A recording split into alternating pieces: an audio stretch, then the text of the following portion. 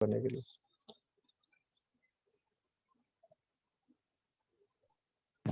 جی زرار بھائی، بہت سارے نام تو میں دیکھ رہا ہوں کہ جن کے ساتھ ہمارا پہلے بھی رابطہ رہ چکا ہے، تو سب کو بہت بہت خوش آمدید. بس ہم تھوڑا سا انتظار کریں کہ مزید لوگ جوائن کر لیں، تاکہ جو بھی ہمارا انٹریکٹیو سیشن ہوگا سوال و جواب کا، وہ کوئی مس نہ کرے. تو انشاءاللہ دیکھیے تھوڑی ہی دیر میں ہم اپنی سوال و جواب کی نشست شروع کرتے ہیں. ایک اور امپورٹنٹ بات جو آپ سے بتانی تھی کہ ہمیں جو لوگ اپنے سوالات نہیں بھیج سکے ہیں، وہ اگر چاہیں تو ابھی بھی ہمیں رائٹنگ میں اپنے سوالات بھیج دیجیے، کیونکہ پہلے انہی سوالات کے جوابات دیے جائیں گے. اس کے بعد جن کے بھی ذہن میں سوالات ہیں وہ ریز ہینڈ کر کے اپنے سوالات پوچھ سکتے ہیں.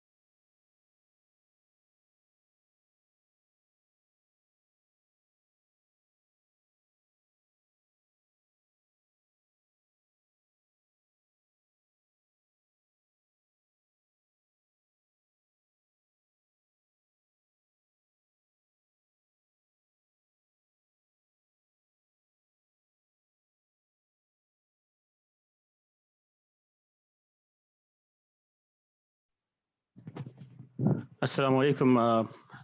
تو ہم جو ہے اب اپنی زرار بھائی اپنی کلاس کا باقاعدہ آغاز کریں. جی جی بالکل کیجیے، اسٹارٹ کریں. پہلے وہ سوال پڑھ لیتے ہیں جو سب سے پہلے آیا. جی بالکل. دوبارہ سے یاد دہانی کہ اگر جو لوگ اپنا سوال پوچھنا چاہتے ہیں وہ یا تو ریز ہینڈ کر لیں، یا آپ جو ہے وہ واٹس ایپ کر سکتے ہیں، تو وہ سوال جو ہے پہلے پوچھے جائیں گے. جو سب سے پہلا سوال ہے وہ ہمارے بہت ہی فریکوینٹ ممبر شہزاد عالم کی طرف سے پوچھا گیا ہے کہ آخرت پر یقین ایمان کا ایک حصہ ہے. آخرت کیا موت کے بعد شروع ہو جاتی ہے یا پھر ججمنٹ ڈے قیامت کے دن شروع ہوگی؟ جی ذرا بھائی. السلام علیکم ورحمۃ اللہ وبرکاتہ. بہت اچھا سوال شہزاد بھائی آپ نے کیا ہے. آخرت کا تو ایک ہی دن مقرر ہے، یعنی سوال و جواب جسے کہتے ہیں نا اکاؤنٹیبلٹی ڈے یا ججمنٹ ڈے، تو وہ ایک ہی ہے، سب کا ایک ساتھ ہی ہوگا. لیکن ہاں یہ ضرور ہے کہ جس کو بھی دنیا میں بھیجا گیا اس سے جو سوال جواب ہوگا وہ دنیا کے معاملات کے بارے میں ہوگا، کہ اس نے کس طریقے سے چیزوں کو برتا، کس طریقے سے جو ہے وہ کام کیا. ٹھیک. اب بات یہ آتی ہے کہ پھر مرنے کے بعد سے آخرت کے ٹائم یا ججمنٹ ڈے تک بیچ کا جو پیریڈ ہے وہ کیا ہے؟ تو یہ ہے برزخی، ٹھیک ہے نا. یہ جو برزخی پیریڈ ہے اس کے سلسلے میں جو ہے اگر آپ دیکھیں تو آیت نمبر، لاسٹ ٹائم بھی جب مدثر بھائی کی بات ہو رہی تھی تو میں نے وہ شاید ریفر کی تھی، اگر آپ دیکھنا چاہیں تو سورہ مومنون کی آیت نمبر 46 ہے میرا خیال ہے، ایسی ہے جو لاسٹ ٹائم بھی ہم نے ڈسکس کی تھی. سورہ مومنون کی آیت نمبر 46 ہے، اس کو ہم کھول کے دیکھ لیتے ہیں اور اس کو بتاتے ہیں کہ وہ کیا ہے معاملہ اور کہاں سے ہم ریفر کر رہے ہیں. کیونکہ سوال لاسٹ ٹائم میں یہ بھی آیا تھا کہ کیا قبر کے بارے میں یا مرنے کے بعد کے بارے میں جو ہے وہ کوئی ذکر قرآن میں نہیں ہے. تو وہ ایک آیت ہے جس سے یہ ثابت ہوتا ہے کہ جی سورہ مومنون کی جو ہے وہ آیت ہے، آیت نمبر 46. تو وہاں پہ جو ہے وہ فرعون کے ساتھ اس کے تمام لوگوں کے بارے میں جو ہے وہ یہ آیت کا ترجمہ میں پڑھ رہا ہوں کہ آگ ہے جس کے سامنے یہ ہر صبح شام لائے جاتے ہیں، اور جس دن قیامت قائم ہوگی فرعونیوں کو سخت ترین عذاب میں ڈالو. یعنی جب فرمان ہوگا کہ تمام کو جو ہے نا وہ اس آگ میں ڈالو، تو اس دن جب حکم ہوگا تو ججمنٹ ڈے کے درمیان ہی ان کا حساب کتاب بھی سب کا ہوگا اور ان کو جو ہے، لیکن ان کے جو اعمال ہیں اس کا رزلٹ کا ان کو بھی پتا ہے. کیونکہ اللہ تعالیٰ نے قرآن میں فرمایا بل الانسان علی نفسہ بصیرہ، ہر انسان کو جو ہے اپنے نفس پہ خود بصیرت حاصل ہے کہ اس نے کیا کیا. تو فرعون اور فرعون کے ساتھ جتنے بھی تھے ہمارے دین، وہ تمام کے تمام جن کو ایک ساتھ بھی غرق بھی کر دیا گیا. اور اب کیا معاملہ ہے کہ مرنے کے بعد ججمنٹ ڈے سے پہلے تک اللہ رب العزت فرما رہے ہیں کہ روزانہ صبح شام جو ان کو اس آگ کے قریب لایا جاتا، دکھایا جاتا کہ now your and destination is this one. دنیا کا تو معاملہ ہو ہی گیا، لیکن آخرت کے سے پہلے یعنی ججمنٹ ڈے سے پہلے یہ معاملہ بھی ہونا. اب بندہ سمجھ لے کہ اس کو پتا ہے کہ میرے اینڈ تو یہی ہے، لیکن میں کر کچھ نہیں سکتا. شیطان کو تو پھر مہلت دے دی گئی تھی، یعنی ابلیس نے تو خود اللہ رب العزت سے مہلت مانگ لی کہ مجھے قیامت تک کی مہلت دے. تو اس وقت کی قیامت کے دن تک کی جب سب سے حساب کتاب کریے گا تو مجھ سے بھی حساب کتاب کر لیجیے گا. تو یہاں پہ اس نے تو مہلت مانگ لی، انہوں نے تو سب نے انسانوں نے تو مہلت نہیں دی. جس نے ان کا ساتھ دیا شیطان کا ساتھ دیتے رہے اور ابھی بھی دے رہے. جب وہ دنیا سے چلے گا تو اس کے بعد ان کا معاملہ تو ہوگا اسی کے ساتھ، لیکن اس دوران کے پیچ میں ان کو دکھایا جا رہا ہے کہ یہ رزلٹ تمہارا ہو رہا ہے اور یہ معاملہ ہوگا. تو یہ آخرت کا اور وہ جو برزخ کے درمیان کا ٹائم فریم ہے اس کو ہم اس طرح سے سمجھ لیں. جی سر، ان کا ایک دوسرا کوشچن بھی ہے شاید. جی ذرا بھائی، میں دوبارہ سے ریمائنڈ کرانا چاہتا ہوں کہ جو لوگ ان کے ذہن میں سوال ہیں پچھلے لیکچر سے متعلق، وہ اپنے ریز ہینڈز جو ہیں ریز کر سکتے ہیں تاکہ اسی ترتیب میں سوالات کے جوابات دیے جائیں گے. ذرا بھائی، جو ان کا نیکسٹ جو دوسرا سوال ہے وہ ہے ایمان اکثر نوٹس کیا ہے کہ کبھی زیادہ اور کبھی کم ہوتا ہے، اس کو کیسے کنٹینیوسلی انکریز کیا جائے اور ایمان کو کم ہونے سے یعنی زنگ لگ جانے سے کیسے بچایا جائے؟ دیکھیں، ایک ایمان کی جو حالت ہوتی ہے نا وہ کنسسٹنٹ رہ نہیں سکتی. ایسا تو کبھی نبی کریم صلی اللہ علیہ وسلم کے زمانے میں بھی نہیں ہوا. اصحابہ کرام کا بھی ایمان جو ہے وہ گھٹتا اور بڑھتا رہا ہے. اس کا واقعہ جو ہے وہ حضرت حنظلہ رضی اللہ تعالیٰ عنہ سے جو ہے وہ مروی ہے کہ جس میں حضرت حنظلہ رضی اللہ تعالیٰ عنہ ایک مرتبہ جو ہے وہ کہتے ہوئے پہنچے حضرت ابوبکر صدیق رضی اللہ عنہ کو. حنظلہ جبکہ بدری صحابہ ہیں، یعنی حنظلہ جو ہے منافق ہو گیا، حنظلہ منافق ہو گیا. تو حضرت ابوبکر صدیق رضی اللہ تعالیٰ عنہ نے کہا کہ حنظلہ آپ اس طرح کی بات کیوں کر رہے ہیں، آپ تو ماشاءاللہ ہمارے بہت بہترین ساتھیوں میں سے ہیں. تو کہنا ہے کہ ابوبکر، جب ہم نبی کریم صلی اللہ علیہ وسلم کی میں جب رفاقت میں ہوتا ہوں، ان کی محفل میں ہوتا ہوں، اس وقت تو میرے ایمان کی حالت ایسی ہوتی ہے کہ مجھے جنت اور دوزخ میری نظروں کے سامنے مجھے نظر آ رہی ہوتی ہے. مجھے ایسا لگتا ہے کہ میں نے آج اگر یہ کام کیا تو میں جنت جہنمی ہو گیا، اور یہ کام کیا تو میں جنتی ہو گئی. یہ تو مجھے فوراً نظر آ رہا ہوتا ہے. لیکن جیسے ہی ان کی محفل سے ہم باہر نکل کے آتے ہیں تو میری حالت میں دنیا کی رانائیوں میں ایسے پڑ جاتا ہوں کہ ایسا لگتا ہے کہ میں بالکل دوبارہ اپنی اسی روش پہ کھڑا ہوا ہوتا ہوں، یا مجھے لگتا ہے کہ میں کافر ہو گیا. یعنی وہ میری وہ حالت ہی وہ نہیں رہتی، میرے اندر کا وہ چیز ہی فیلنگز ہی بالکل چینج ہو جاتی ہے. تو حضرت ابوبکر صدیق رضی اللہ تعالیٰ عنہ، آپ دیکھیے کہ حضرت ابوبکر صدیق رضی اللہ تعالیٰ عنہ کے لیے جو ہے وہ عشرہ مبشرہ کے اندر آتے ہیں. ان کی بھی حالت یہ ہے، وہ کہتے کیا ہے کہ حنظلہ حالت تو کچھ میری بھی ایسے ہی ہے. اب یہ ہے احساس کا عالم. دونوں جو ہے وہ نبی پاک صلی اللہ علیہ وسلم کے اس میں حاضر ہوئے اور نبی کریم صلی اللہ علیہ وسلم سے حضرت ابوبکر صدیق رضی اللہ عنہ نے یہ بات جو ہے وہ فرمائی. تو نبی کریم صلی اللہ علیہ وسلم نے کہا کہ اگر تو تمہاری ایمان کی حالت بالکل ویسے ہی رہے جیسے کہ میری محفل میں میرے ساتھ ہوتی ہے تو فرشتے جو ہے تمہارے بستروں میں تمہارے قدم چومیں. یعنی اس سے مراد یہ ہوتی ہے کہ اس کا مقصد ہے کہ یہ ایمان کی حالت کبھی ہمیشہ ایک جیسی رہ ہی نہیں سکتی, یہ تو گھٹتی بڑھتی رہے گی, اور یہی تو آزمائش ہے, گھٹتی بڑھتی رہنا یہ آزمائش ہے. اب ہوتا کیا ہے کہ اس کو اس طرح سمجھ لیں کہ ایک شخص ہے, باہر جو ہے وہ برف کے گالے گر رہے ہیں اور وہ جو ہے وہ لباس پہن کے, نیا لباس پہن کے گھر سے باہر نکلے تو تھوڑی دیر بھی کھڑا ہوگا تو برف جو ہے نا اس کے اوپر گرتے گرتے گرتے گرتے برف کے گالوں سے وہ پورا اس کا لباس جو ہے وہ ڈھک جائے گا اور کہیں بھی یہ محسوس نہیں ہوگا کہ اس کا لباس کہاں ہے اور برف کہاں ہے, صرف برف ہی برف نظر آ رہی ہوگی. تو یہی حالت ہوتی ہے جب تک کہ وہ اپنے کپڑوں کو جھاڑے گا نہیں, برف ہٹے گی نہیں, وہ کپڑے نظر نہیں آئیں گے. تو یہی حالت ہے ایمان کے بھی, کہ ایمان بڑھتا بھی ہے گھٹتا بھی. اور اس کو اب بات آتی, سوال آپ کا ہے کہ پھر اس کو مینٹین کیسے کیا جائے. تو دیکھیں مینٹین ہوتا ہے صرف ذکر الہی کے ذریعے. اور ذکر الہی کیسے ہوتا ہے؟ ذکر الہی صرف یہ نہیں کہ میں جو ہے نا سبحان اللہ الحمدللہ الحمدللہ اللہ اکبر صرف پڑھ رہا ہوں, نہیں. اللہ اکبر دیکھیں, اللہ اکبر جو ہے وہ جیسے کہتے ہیں الفاظ میں اور معنی میں تفاوت نہیں, لیکن الفاظ میں معنی میں تفاوت نہیں, لیکن ملا کی اذا اور ہے, مجاہد کی اذا اور. یعنی علامہ اقبال کہہ رہے ہیں کہ اللہ اکبر جو ہے وہ ملا بھی کہہ رہا ہے, لیکن میرے کان پہ جوں نہیں رینگ رہی کہ میں اٹھ کے جاؤں نماز پڑھنے کے لیے. لیکن اگر تو وہی اللہ اکبر کہہ کر کے جب مجاہد آگے بڑھ رہا ہے تو وہ دشمن کو جو ہے وہ بالکل ہلا دے رہا ہے.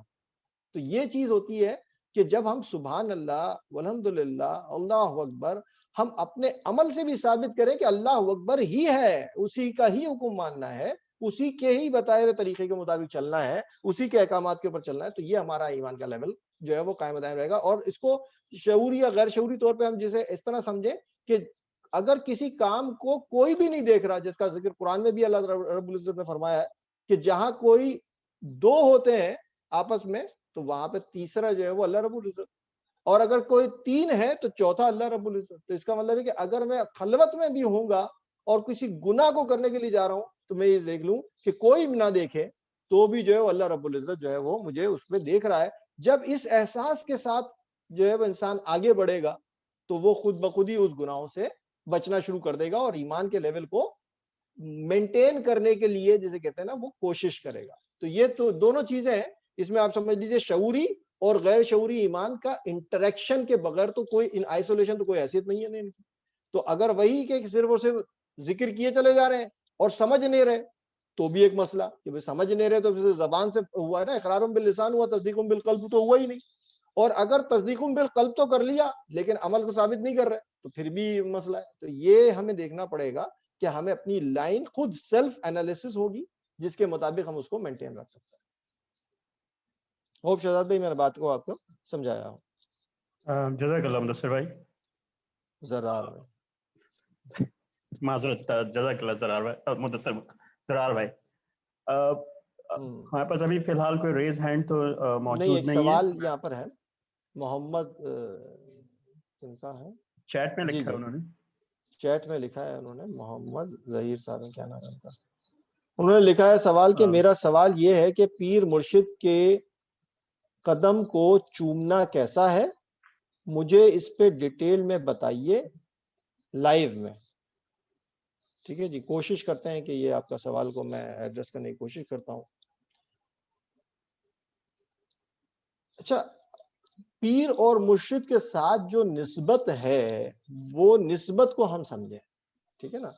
اور ایک چیز, ایک اسٹیٹس جسے ہم کہتے ہیں کہ ہم نے طے کر لیا ہے, اور وہ اسٹیٹس کیا ہو سکتا ہے کہ دیکھیے اگر اللہ رب العزت نے جو ہے وہ سب سے پہلا حق انسان پہ اس کے رب کا ہے, ٹھیک ہے, اس رب کے حق کے بعد اگر آپ دیکھیے تو وبل والدین احسان, والدین کا حق آ جاتا ہے. یعنی اللہ رب العزت, اس کے رسول صلی اللہ علیہ وسلم, اور پھر والدین کا ذکر آ جاتا ہے.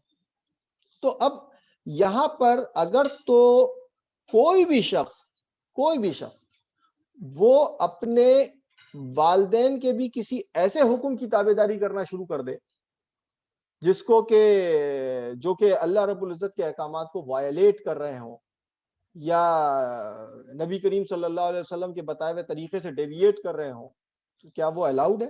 تو اس کے لیے تو ایک حدیث ہے، ٹھیک ہے نا؟ وہ حدیث یہی ہے کہ لا طاعۃ فی مخلوق لی معصیت خالق، کہ خالق کی معصیت میں کسی مخلوق کی اطاعت کی نہیں جا سکتی. ایک تو بات یہ ہے. پھر میں بتانا چاہ رہا ہوں کہ وہ ریلیشن شپ کیا ہے پیر کا مرشد سے، اور وہ ریلیشن شپ عموماً تو یہی ہوتا ہے کہ ایسا سمجھا جاتا ہے کہ یہ جو ہے بہت بزرگ شخصیت ہے، فرض کر لیں میں جو ہے وہ پیر بنا ہوا ہوں، اور میرے جتنے بھی ہمارے دین یا ماننے والے ہیں وہ کہہ رہے ہیں جناب یہ ہے بہت زبردست آدمی ہے، یہ خود تو بچیں گے، یہ ہم کو بھی بچائیں گے. بچانے کے لیے ہو سکتا ہے کہ طریقے بتائیں، اور ہو سکتا ہے کہ یہ ہم کو اس طرح سے ذکر و اذکار میں لگائیں کہ یہ ہم کو بچائیں گے کس طریقے سے. تو یہ ایک کانسیپٹ کچھ اس طرح کا ریلیشن شپ بنتا ہے. لیکن کیا اس ریلیشن شپ میں ہمیں یہ نہیں سمجھنا چاہیے کہ سب سے پہلا ریلیشن شپ ہمارا جو ہے وہ اللہ رب العزت کے ساتھ، کہ اس سے کیا نسبتیت اللہ کے ساتھ ہے ہماری، پھر رسول کے ساتھ کیا نسبتیت ہے وہ ہونی چاہیے. اب بات آتی ہے کہ ہم کو اس کے قدم کا چومنا کیسا ہے، تو ہمیں یہ بتایا جائے کہ ہم قدم کیوں چوم رہے ہیں، کیا وجہ ہے کہ ہم اس کے قدم چوم رہے ہیں. اللہ رب العزت نے فرما دیا کہ جب تک کہ تمہارے والدین سے زیادہ، یعنی نبی کریم صلی اللہ علیہ وسلم کے خود وہ ہے کہ جب تک کہ نبی کریم صلی اللہ علیہ وسلم جو ہے وہ ہم کو ہمارے والدین سے بھی زیادہ جو ہے وہ نہ ہو جائے ان کی قدر، تب تک کہ پھر ایمان کامل نہیں ہوتا. اب آپ سوچئے کہ اللہ رب العزت نے ہم کو یہ بالکل کیٹیگوریکلی بتا دیا کہ والدین سے بھی بڑھ کر ہیں رسول صلی اللہ علیہ وسلم. اچھا رسول صلی اللہ علیہ وسلم نے ہم کو کیا سکھایا، نبی کریم صلی اللہ علیہ وسلم نے ہم کو کیا دیا؟ تو نبی کریم صلی اللہ علیہ وسلم نے ہم کو پورا کا پورا اللہ رب العزت کی طرف سے آیا ہوا قرآن پریکٹیکلی بھی کر کے دکھا دیا، اور بتا دیا کہ یہ ہے، یہ حکم یہ ہے، اس طرح سے لے کے چلنا ہے. ورنہ وہاں تو لکھا ہوا کتب علیکم الصیام، مجھے کیا پتا روزہ کیا ہے؟ جب تک کہ میں پریکٹیکلی اس کو کروں گا نہیں، یعنی کر کے نہیں دیکھوں گا، تو مجھے کیا پتا وہ روزہ کیا ہے. تو نبی کریم صلی اللہ علیہ وسلم نے اللہ رب العزت کے حکم کو تفصیلی طور پہ مجھے کر کے پریکٹیکلی، اور وہ پاسبل ہے، وہ کر کے دکھا دیا. اب بات آتی ہے کہ جب نبی کریم صلی اللہ علیہ وآلہ وسلم کا ایک یعنی اللہ کا ایک حکم اور اس کا بتایا گیا طریقہ کار میرے پاس موجود، لیکن میں اس حکم کو تو وائلیٹ کر دوں کہ میں کسی طور پہ اگنور بھی کر رہا ہوں کہ میں نہیں کر رہا جو کہ مجھے کرنا لازم تھا، ٹھیک ہے، لیکن میں پیر کے پیچھے جا رہا ہوں اور اس کے قدم کو تو میں اس لیے چوم رہا ہوں کہ جناب بڑے بزرگ شخصیت ہیں، بڑے پاکیزہ شخصیت ہیں. تو کیا وہ پاکیزگی نبی کریم صلی اللہ علیہ وآلہ وسلم سے کسی طور پہ بڑھ سکتی ہے؟ تو یہ نہیں ہے، یہ پاسبل ہی نہیں ہے، ٹھیک ہے نا. اب آپ آ جائیے اس کے لیے جو میں نے وہ ریلیشن شپ بتائی تھی آپ کو کہ ہم نے کیوں ہم اس کو جو ہے وہ بہت زیادہ جسے کہتے ہیں کہ پاکیزہ مانتے ہوئے چومنے کی طرف جا رہے ہیں، جبکہ نبی پاک صلی اللہ علیہ وسلم نے جو ہے وہ خود حکم فرمایا ہے کہ مجھ کو جو ہے وہ یونس ابن متا پہ بھی فوقیت نہ دو. یونس ابن متا یعنی حضرت یونس علیہ السلام جن سے ایک لغزش ہوئی تھی، اگر آپ کو یاد ہو، اور قرآن میں بھی اس کا ذکر کر دیا اللہ رب العزت نے، تو اس کو ہمارے لیے جو ہے وہ ایک بتا دیا کہ کیا ہماری روش ہونی چاہیے اس کے لیے. اب آپ دیکھیے نبی پاک صلی اللہ علیہ وسلم تو فرمایا یونس ابن متا پہ بھی مجھے فوقیت نہ دو.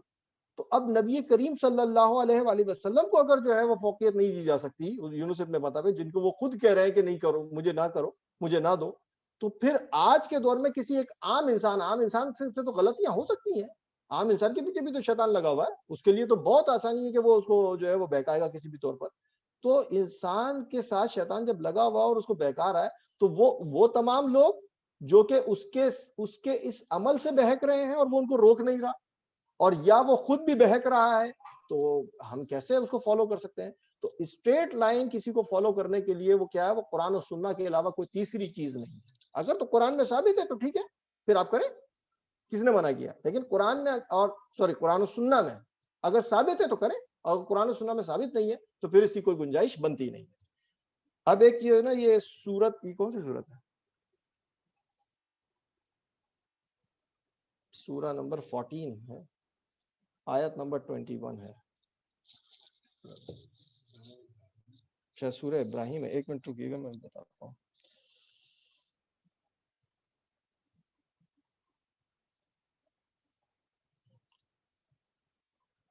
سورہ ہے ابراہیم، سورہ ابراہیم کی آیت نمبر 21 ہے. اب آپ دیکھیے کہ عالم ہمارا کیا ہوگا کہ دنیا کے اندر تو ظاہر سی بات ہے پیر بھی کچھ نہیں دے رہا مرشد کو، وہ تو اس سے جو لا لگائی بھی ہے وہ تو یہی لگائی بھی کہ آخرت میں بچائے گا. تو یہاں پہ دیکھیے کیا الفاظ ہیں کہ سب کے سب اللہ کے سامنے روبرو کھڑے ہوں گے. اللہ کے سامنے سب کے سب روبرو کھڑے ہوں گے. اس وقت کمزور لوگ بڑائی والوں سے کہیں گے کہ ہم تو تمہارے تابع دار تھے. یہ کمزور لوگ کون ہیں؟ یہ وہی ہے جو جن کو فالوور جسے آپ کہتے ہیں. تو ہم تو تمہارے تابع دار تھے. تو کیا تم اللہ کے عذابوں میں سے کچھ عذاب ہم سے دور کر سکنے والے ہو؟ وہ جواب دیں گے کہ اگر اللہ ہمیں ہدایت دیتا. یعنی اب یہاں پہ ان کے درمیان جو ہے وہ جھگڑا ہو رہا ہے. وہ کہہ رہے ہیں کہ ہم تو تمہارے تابع دار تھے، تمہاری فالوشپ میں چلتے تھے. یہاں پہ اب اگر ہم کھڑے ہوئے ہیں اور اس میں کھڑے ہوئے ہیں کہ ہم کو جو ہے وہ سزا ہونے والی ہے تو کچھ ہمیں بچا سکتے ہو؟ تو وہ کیا دے رہے ہیں؟ وہ کہہ رہے ہیں، وہ جواب دیں گے کہ اگر اللہ ہمیں ہدایت دیتا تو ہم بھی ضرور تمہاری رہنمائی کرتے. یعنی اگر ہمیں اس طرح سے رہنمائی ملی ہوئی ہوتی، یعنی ہم صحیح راہ پر ہوتے تو ہم بھی تمہیں اس طرح سے چلاتے، ہم تمہیں اس طرح سے بتاتے. اب تو ہم پر بے قراری کرنا اور صبر کرنا دونوں ہی برابر ہے، ہمارے لیے کوئی چھٹکارا نہیں. یعنی جب ان کا چھٹکارا وہاں پہ ممکن نہیں ہے تو وہ ہمارا چھٹکارا کیسے کرائیں گے؟ تو یہ ایک بات ہے. اور اس کے آگے پھر یہ بھی آ جاتا ہے کہ پھر ان کے درمیان اس طرح سے جو ہے نا راستے جدا کر دیے جائیں گے. پھر وہاں پہ پھر یہ بھی ہوگا قیامت کے روز کہ وہ کہیں گے انہوں نے ہم کو بہکایا تھا، ہمیں بھڑکایا تھا، ان کو دگنی سزا دی جائے. وہ کہیں گے اللہ تعالیٰ رب العزت کی طرف سے آئے گا حکم، دونوں کو ڈبل سزا ملے گی، کوئی مسئلہ نہیں ہے. وہاں پہ ابلیس بھی بیٹھے ہوئے ہیں، وہ بھی بیٹھے ہوئے، وہ کہہ رہے ہوں گے، وہ سن رہے ہوں گے سب کی باتیں. وہ اٹھیں گے، وہ کہیں گے بھائی میں نے تم کو کوئی ہاتھ پکڑ کے تھوڑی چلایا تھا، میں نے تو تمہیں ایک پکار دی تھی، تم تو خود اس کے پیچھے بھاگنا شروع ہو گئے. یہ سورہ بنی اسرائیل کے اندر بھی ہے نا، سورہ بنی اسرائیل میں آیت نمبر 61 کے اندر بھی کہیں ہے. اچھا اس میں بھی وہاں پہ شیطان بیٹھا ہوا، جو شیطان جو بتا رہے ہیں وہ کیا کہہ رہے ہیں سورہ اس کی اگلی آیت کے اندر ہی ابلیس جو ہے وہاں پہ کھڑا ہوگا. اور جب اور کام کا فیصلہ کر دیا جائے گا شیطان تو کہے گا کہ اللہ نے تو تمہیں سچا وعدہ دیا تھا اور میں نے تم سے جو وعدے کیے تھے ان کے خلاف کیا. میرا تو تم پر کوئی دباؤ تو نہیں تھا. ہاں میں نے تمہیں پکارا اور تم نے میری مان لی. یعنی بغیر کسی ثبوت کے، بغیر کسی لاجیکل آرگیومنٹ کے تم میرے پیچھے چلے. مطلب یہ تفسیر میں بتا رہا ہوں آپ کو. اور تمہیں پکارا اور تم نے میری مان لی، بس تم مجھے الزام نہ لگاؤ. یہ نہ کہو کہ میں نے بھگایا تمہیں، صرف یہ الزام کہہ کر کے تم بچ جاؤ گے، ایسا نہیں ہوگا. اب تو یہاں پہ تو میں نے کوئی تمہیں ہاتھ پکڑ کے تھوڑی چلایا تھا، بلکہ خود اپنے آپ کو ملامت کرو. نہ میں تمہارا فریاد رس ہوں اور نہ تم میری فریاد کو پہنچنے والے ہو. یعنی نہ تو میں تمہیں بچاؤں گا نہ تم مجھے بچا سکتے ہو، یہ تو کچھ ہو ہی نہیں سکتا. میں تو سرے سے مانتا ہی نہیں کہ تم مجھے اس سے پہلے اللہ کا شریک مانتے رہے. یعنی یعنی اب اگر شیطان کو پوج رہے تھے، یہ شیطان نے ڈیویٹ کیا تھا، اس کے پیچھے بھاگنا شروع ہو گئے تھے بغیر کسی لاجک کے. تو اب وہ کیا کہہ رہا ہے کہ میں تو اس بات کو مانتا نہیں کہ تم مجھے جو ہے نا اللہ کے ساتھ شریک ٹھہراتے تھے. تم نے تو اپنے طور پہ خود سے مانا نا، اور اگر مانتے بھی تھے تو پھر کیا ہوگا؟ آج میں اسے بیک آؤٹ ہوتا ہوں، جاؤ جو کرنا ہے کر لو. اب تو ہم دونوں یہاں پہ جہنم کے اندر ہی موجود ہے نا، اب کیا کر سکتے ہیں؟ اب تو میں اسے بیک آؤٹ ہوتا ہوں، جاؤ. میں تم مجھے اس سے پہلے کہ اللہ کے شریک مانتے رہے، یقیناً ظالموں کے لیے دردناک عذاب ہے. یہ ہے پوری کی پوری تفسیر جو کہ قرآن کے اندر بالکل ہر جگہ پہ موجود ہے، قرآن کے مختلف صورتوں کے اندر بھی موجود ہے. اور نبی پاک صلی اللہ علیہ وسلم اور صحابہ کرام بھی آپ دیکھیے کس طرح سے چلتے رہے. وہ تو انہوں نے اپنی زندگی میں ایسا نہیں کہ صرف ایمان لانا، کلمہ پڑھ لیا اور وہ ختم. اس کو پھر پریکٹیکلی کر کے دکھانا ہے، اس کے بہت سارے کام ہیں. اور ہم کیوں، اگر دیکھیں کسی سے تعظیماً اگر کوئی شخص اپنے باپ کے قدم چوم رہا ہے، ہاتھ چوم رہا ہے تو کوئی مسئلہ نہیں، ٹھیک ہے، وہاں پہ نہ اس کا. لیکن اگر باپ کے علاوہ کوئی ریلیشن شپ ہے تو وہ ریلیشن شپ کیا ہے وہ تو بتائے پہلے، کیا وہ جائز ریلیشن شپ ہے یا نہیں. ہوپ کہ یہ بات میں نے کلیئر کرنے کی کوشش کی. آپ کا ایک دوسرا سوال بھی ہے اس میں. جی جی جزاک اللہ زرار بھائی. اسی میں ان کا دوسرا سوال بھی ہے کہ اگر میں دوسرے ریلیجن کو، آئیڈل کو بھلا برا کہتا ہوں تو کتنا صحیح اور کتنا غلط، اس میں بھی جانکاری چاہیے. کریکٹ؟ میں آپ کی اگر بات سمجھ سکتا ہوں تو دیکھیں اب اس کو اس طرح سے سمجھیے کہ اللہ رب العزت نے قرآن میں یہ بھی فرمایا ہے کہ جو ہے نا کسی دوسرے کے خدا کو برا نہ کہو، کیونکہ کہیں ایسا نہ ہو کہ وہ نادانی میں تمہارے خدا کو برا کرنا شروع کر دے، یہ تمہارے خدا کو جو ہے وہ ڈینائی کر دے. تو دیکھیں نا حق کی ڈینائنس ہو جائے گی. تو حق کی ڈینائنس کے لیے ہم کو ایک تو منع کیا گیا. پھر دوسری بات آپ اس کو اس طرح سے بھی سمجھیے, حضرت موسیٰ علیہ السلام کا واقعہ جہاں ان کو رسالت دی جا رہی ہے تو اللہ رب العزت ان سے خطاب کرتے ہیں اور اللہ رب العزت فرماتے ہیں کہ آج ہم نے تم کو جو ہے وہ چن لیا اور تم کو بھیجا جاتا ہے فرعون کی طرف کہ وہ جو ہے وہ سرکش ہو رہا ہے, جاؤ اس کو سمجھاؤ. اب دیکھیں کتنا بلند مقصد, اللہ رب العزت کا حکم, رسول ہے حضرت موسیٰ علیہ السلام, اس بلند مقصد کے لیے جائیں اور جا کر کے اس پہ بات کریں. اب وہ جا رہے ہیں اور جاتے, اللہ رب العزت کا حکم ہے اور جیسے ہی وہ حکم ہوا وہ وہاں پہ جانے کے لیے, تو اللہ رب العزت ساتھ میں یہ بھی فرماتے ہیں کہ موسیٰ جا کے بات شائستگی سے کرنا, ہو سکتا ہے کہ تمہاری بات سمجھ میں آ جائے, اور آج بھی وہ اگر توبہ کرے تو ہم اسے معاف کرنے کے لیے, ہم اسے معاف کرنے والے ہیں. تو آپ دیکھیے کہ جب ایک تو بات یہ کہ ہم جس بلند مقصد کے لیے جائیں اس بلند مقصد کے لیے اپنی بات, چونکہ آپ حق پر ہیں تو اپنی بات کو ثابت کریں نا, دوسرے کو برا کہنے کا حکم نہیں. ٹھیک, اگر حضرت موسیٰ علیہ السلام کو حکم دیا جا رہا ہے کہ اللہ رب العزت کو معاذ اللہ سما معاذ اللہ کیا علم نہیں اس سلسلے میں, اللہ رب العزت ان کو بھیج رہے ہیں اور کہہ رہے ہیں کہ اس سے شائستگی سے بات کرنا تاکہ اس کو بات سمجھ میں آئے. تو بات یہ ہوتی ہے کہ اگر تو کہیں پہ ایسی بحث شروع ہو جائے جہاں پہ ایک ریلیجن دوسرے ریلیجن کا, یعنی جو ہے وہ لوگ آپس میں جو ہے وہ کانٹراڈکٹ کرنے کے لیے ایک جو ہے لڑائی کی سچویشن کھڑی ہو جائے, تو وہاں پہ خاموشی اختیار کریں. پہلی بات تو یہ. لیکن اب چونکہ دین اسلام جو ہے وہ حق ہے اور اس کے علاوہ کوئی اور دین جو ہے وہ ایکسیپٹیبل بھی نہیں ہے اللہ کے نزدیک, ٹھیک ہے نا. جب اس حق کی بات آپ آگے لے کے جا رہے ہیں تو پھر کسی کے دوسرے کے جو ہے وہ جسے کہتے ہیں خداؤں کو برا کہنے کا حکم کہیں پہ بھی نہیں ہے. اور اللہ تعالیٰ نے بالکل دو ٹوک منع فرمایا. میں آپ کو آیت اور سورت بھی ریفر کر دوں گا کہ قرآن میں یہ کہ دوسروں کو خداؤں کو برا نہ کرو, کہ ایسا نہ ہو کہ وہ نہ جانتے ہوئے یا نادانستہ طور پر تمہارے جو ہے وہ خدا کو ڈینائی کرتے ہیں, انکار کرتے ہیں. جزاک اللہ زرار بھائی. ہمارا ایک مدثر قریشی ہیں, ان کا ایک اور سوال ہے کہ وہ جاننا چاہتے ہیں کہ جو ہمارا حساب کتاب ہوگا وہ اعمال کے حساب سے ہوگا یا ایمان کے حساب سے ہوگا, مطلب جو ہمارا جو مطلب حساب کتاب ہے آخرت میں. بڑا ٹیکنیکل بڑا اچھا سوال آپ نے پوچھا ہے. دیکھیں اللہ رب العزت نے انسان کو جب بنایا ہے اس کی پوری کی پوری تقدیر لکھ دی ہے, ٹھیک ہے نا. تو تقدیر کا معاملہ وہی ہے آتا ہے کہ وہ جو تقدیر ہے اس تقدیر میں اللہ رب العزت نے انسان کے علم کو دیکھتے ہوئے کہ انسان کیا کر سکتا ہے اس کو پورا کا پورا تقدیر میں وہاں لکھا, اور وہی چیز میرے دل میں ہے, میرے ایمان میں ہے, میرے اندر موجود ہے دل میں. لیکن وہ ایمان جب تک کہ میرے اعمال میں نہیں آئے گا تو مطلب اس کے اوپر کیا ہے, یعنی میں گناہ کا ارادہ کر لوں تو کیا اس پہ سے پکڑ ہو جائے گی؟ گناہ کا ارادہ کرنے سے گناہ کی کرنے تک کا عمل دونوں جو ہے وہ کاؤنٹ ہوتے ہیں. تو ایمان پلس اعمال دونوں ساتھ چلتے ہیں. اسی لیے تو آپ دیکھیے ہمارے کرامن کاتبین جو ساتھ میں رکھ دیے گئے ہیں وہ کیا دیکھ رہے ہیں, وہ کیا لکھ رہے ہیں, وہ کوئی ہمارا ایمان لکھ رہے ہیں اندر کا, وہ تو ہمارے اعمال لکھ رہے ہیں. وہ اعمال لکھ کر کے جب آخرت میں جائیں گے تو وہ ہمارے سامنے ہمارے اعمال ہمارے سامنے کھول کر کے رکھ دیے جائیں گے. فَمَن يَعْمَلْ مِثْقَالَ ذَرَّةٍ خَيْرًا يَرَهُ وَمَن يَعْمَلْ مِثْقَالَ ذَرَّةٍ شَرًّا يَرَهُ. تو یہ چیز جو ہے وہ وہاں پر ہمارے سامنے رکھ دی جائے گی.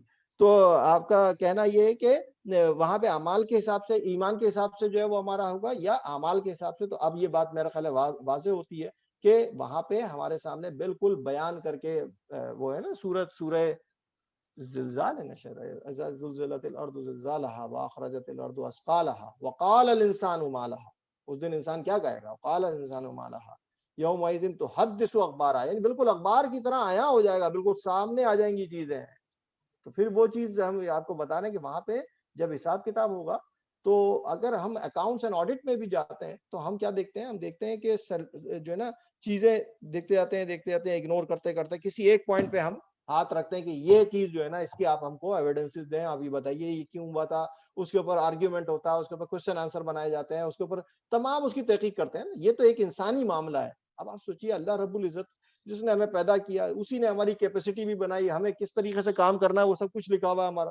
اب جو ہم وہاں پہ جائیں گے اور سارے اعمال کے ساتھ ساتھ پڑھتے ہوئے دائیں ہاتھ کے بھی اعمال ہمارے سامنے اور بائیں ہاتھ کے بھی اعمال ہمارے سامنے سب کچھ رکھ دیے, اور اس کے بعد کسی پوائنٹ پر اگر سوال ہم سے کر دیا تو کیا کسی انسان میں ذی ایسٹ میں یہ جرت ہے کہ وہ اس کو جسٹیفائی بھی کر سکے اللہ رب العزت کے نزدیک؟ وہ تو کر ہی نہیں سکتا. ٹھیک ہے, تو یہ چیز ہے کہ ہمیں جو ہے وہ ان چیزوں کو دیکھنا پڑتا ہے کہ وہاں پہ جو ہوگا وہ اعمال کے تھرو ہوگا, بجائے کہ نا کوئی شخص اگر تو کوئی شخص جو ہے وہ فرض کریں دنیا میں پیدا ہوا اور اپنی جو ہے وہ بلوغت کی عمر سے پہلے ہی ختم ہو گیا, تو پھر وہاں پہ جو ہے اس کا حساب کتاب کیسا ہوگا؟ تو مختلف آسپیکٹس ہیں, لیکن اس سے یہ ثابت ہوتا ہے کہ آپ کے اور ہمارے اعمال جو ہوں گے ان کا حساب کتاب ہوگا, اور اسی کی بیسس کے اوپر جو ہے پھر وہ اچھا یہ بھی ہے کہ پھر اللہ رب العزت ان اعمال میں کن کو, اللہ رب العزت نے قرآن میں فرمایا ہے کہ اگر تو تم بڑے گناہوں سے بچتے رہو گے تو تمہارے جو چھوٹے گناہ ہیں وہ تو معاف کر دیے جائیں گے.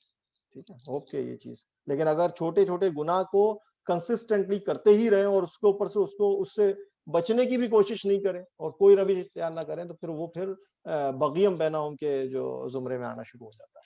اور وہ کس وقت آنا شروع ہوتا ہے اللہ رب العزت بہتر جانتا ہے, انسان تو نہیں, خود تو وہ سمجھ نہیں سکتا کہ میرے ساتھ ہو کیا رہا.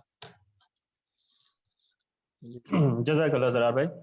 اب میں ایک چھوٹی سی وضاحت چاہوں گا کہ جیسے ان کا جو سوال جس آرڈر میں تھا کہ ایمان مطلب جو ہمارے جو اعمال کا حساب کتاب ہونے کے لیے ایمان ایک ضروری چیز ہے, مطلب اگر ایمان ہوگا تو صرف حساب کتاب ہوگا, یا اگر کسی کا ایمان نہیں ہے تو اس کا حساب کتاب بھی نہیں ہوگا؟ ایمان نہیں ہوگا تو حساب مطلب کتاب بغیر نہیں حساب ہوگا. کتاب کے, دیکھیں مطلب کہ بغیر حساب کتاب کے اس کو دوزخ میں جو ہے وہ ڈال دیا جائے گا.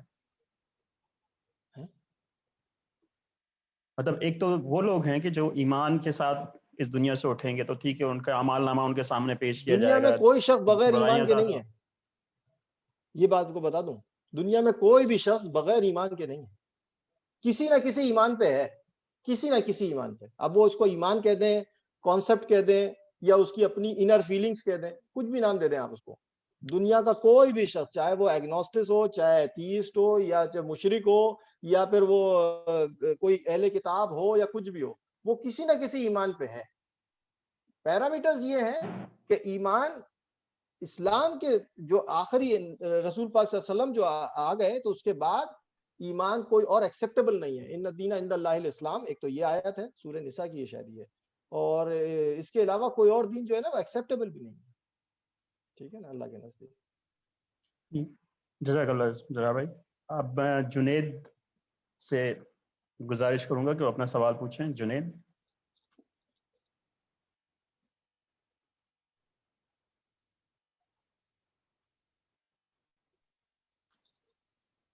السلام علیکم جنید, آپ اپنا سوال پوچھ سکتے ہیں. جنید بھائی آپ کی آواز نہیں آ رہی.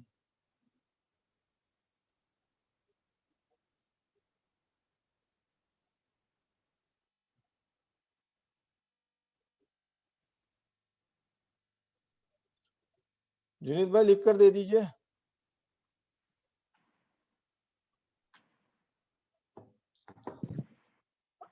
السلام علیکم جنید. نہیں, ان کی آواز شاید نہیں آ رہی. جنید بھائی آپ لکھ کر دے دیجئے, میں آپ سوال میسج کر دیں. کوئی اور جو کسی کے ذہن میں کوئی اچھا سوال ایک ہو تو چیز وہ. اور بتا دوں میں آپ کو, آپ کے سوال جو آپ کہہ رہے تھے کہ کوئی ایمان کے بغیر ہوگی, کسی کا حساب کتاب ہوگا یا نہیں ہوگا, اس کے لیے سورہ بقرہ کی آیت نمبر 62 کو بھی دیکھ لیں, تو وہاں پہ بھی اللہ رب العزت فرما رہے ہیں جو لوگ دیکھیں اس کا, ارے یار بند ہو گیا, یہ ہے آیت ان الذین آمنوا والذین ہادوا والنصارى. ٹھیک ہے نا, جو لوگ ان الذین آمنوا, جو لوگ ایمان لائے, والذین ہادوا, یا تاکہ یا تو وہ یہودی ہیں یا عیسائی ہیں, ستارہ پرست ہیں, کوئی بھی شخص کسی قوم و مذہب کا ہو جو خدا اور روز قیامت پر ایمان لائے گا. اور خدا اور روز قیامت پر ایمان کیسے لانا ہے, تو اس کے لیے طریقہ تو بتا دیا کہ وہ رسول اللہ صلی اللہ علیہ وسلم کی جو ہے وہ منہج انقلاب نبی کے ذریعے جائے گا. تو کہہ رہے ہیں کہ شخص کسی قوم و مذہب کا ہو جو خدا اور روز قیامت پر ایمان لائے گا اور نیک عمل کرے گا, تو ایسے لوگوں کو ان کا اعمال کا صلہ خدا کے ہاں ملے گا اور قیامت کے دن, اور ان کو کسی طرح کا نہ خوف ہوگا نہ ہی وہ غمناک ہوں گے. ٹھیک ہے نا, تو بھی اس کے ساتھ جائے گا تو وہ اپنے ایمان پلس اعمال کے ساتھ ہی جائے گا. اس کے ساتھ جنید آپ اپنا سوال پوچھ سکتے ہیں.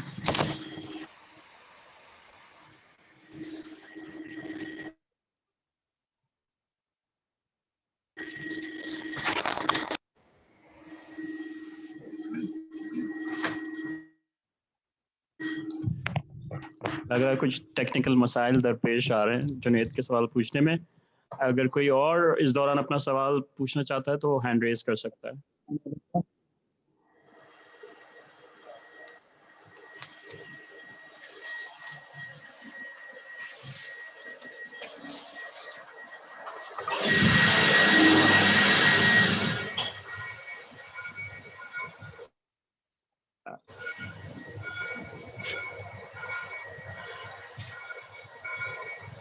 السلام علیکم. وعلیکم السلام. جی قاضی عثمان آپ اپنا سوال پوچھیے. سر لاسٹ کلاس میں میرا کوشچن تھا وہ مجھے کلیئر نہیں ہوا تھا. وہ پوچھنا تھا سر میں نے عذاب قبر کے حوالے سے. تو وہ بتایا گیا تھا کہ ہم آپ کو آیت کوٹ کر دیں گے قرآن سے. میں نے کوٹ کی تھی نا، میں نے بیچ میں ہی کوٹ کی تھی. ابھی شروع میں بھی میں نے کوٹ کی، پھر دوبارہ بتایا تھا. سورہ مومنون کی آیت نمبر 46. صحیح. سر دوسرا اس میں یہ تھا کہ برزخ لفظ قرآن میں کچھ اور بھی معنی میں آیا ہے. اور دوسرا یہ تھا اس سوال کا پارٹ کہ لاجیکلی ہم کسی بندے کو کس طرح یہ سمجھا سکتے ہیں کہ آخرت میں بھی عذاب ہونا ہے، اس سے پہلے بھی ایک عذاب ہونا ہے. جب میں یہاں ایک سے کام آپ کرتا ہوں، کاٹ جائیں گے تو پھر وہاں کیوں دوبارہ ہوگی؟ ایک اسٹیٹمنٹ ہے وہ میں ایک کام کروں گا کہ آپ کو بھیج دوں گا. بڑا اسٹیٹمنٹ ہے، میں نے پچھلی بار پڑھا تھا شاید، میں ڈھونڈتا ہوں. تو اگر وہ اسٹیٹمنٹ آپ دیکھ لیں گے نا تو میرا خیال ہے، بلکہ میں پڑھ دیتا ہوں دوبارہ لاجیکل اس میں سمجھانے کے لیے. ٹھیک ہے نا، ایک منٹ رکیں میں بتاتا ہوں.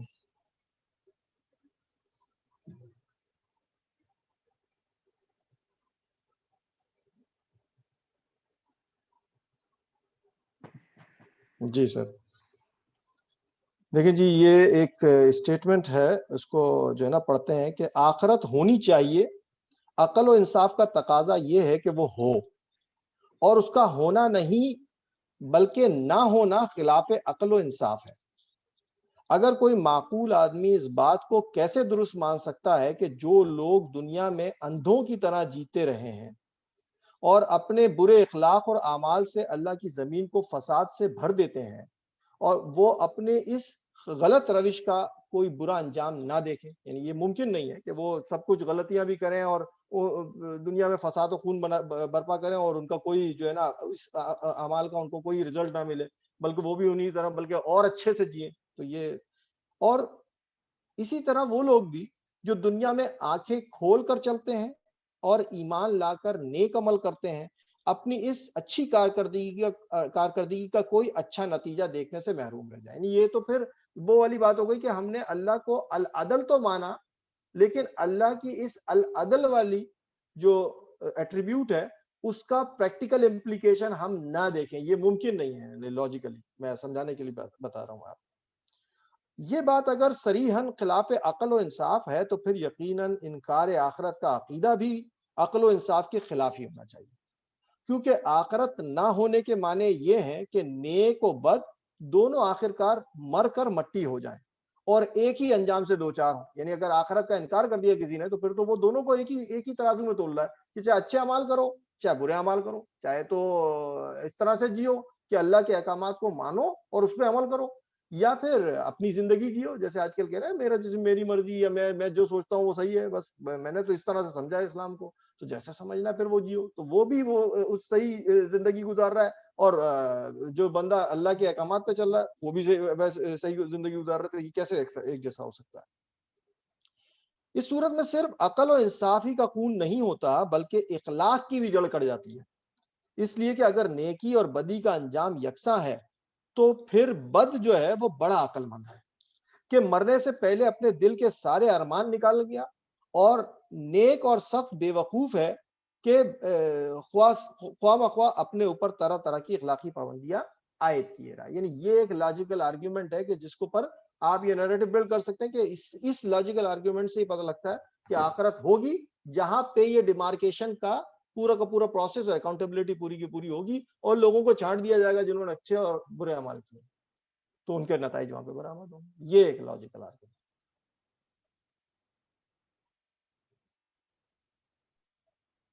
جزاک اللہ زرار بھائی. ہمارے پاس جنید کا لکھا ہوا سوال موصول ہو گیا. آتا ہے کہ اندر بھی شرک کے سوال تھوڑا سا کوئی جاننا چاہ رہے تھے کہ اللہ کی دوستی اور برات کس کانسیپٹ کے اندر آتی ہے, کہ مطلب اللہ بھی شرک کے کانسیپٹ والا ہے یا اللہ کے لیے دوستی اور برات؟ دوستی اور برات جی دیکھیں, اللہ نے حزب اللہ جو ہے, حزب اللہ تو اللہ کے ہی دوست ہوتے ہیں نا, تو حزب اللہ کا لفظ تو اللہ نے قرآن میں جو ہے وہ ان لوگوں کے لیے جو اللہ کے بتائے ہوئے احکامات کے مطابق جو ہے وہ اپنے رسولوں کا ساتھ دیتے ہیں, تو وہ حزب اللہ ہی ہوتا ہے, تو وہ تو اللہ کے دوستی کے حقدار ہوتا ہے.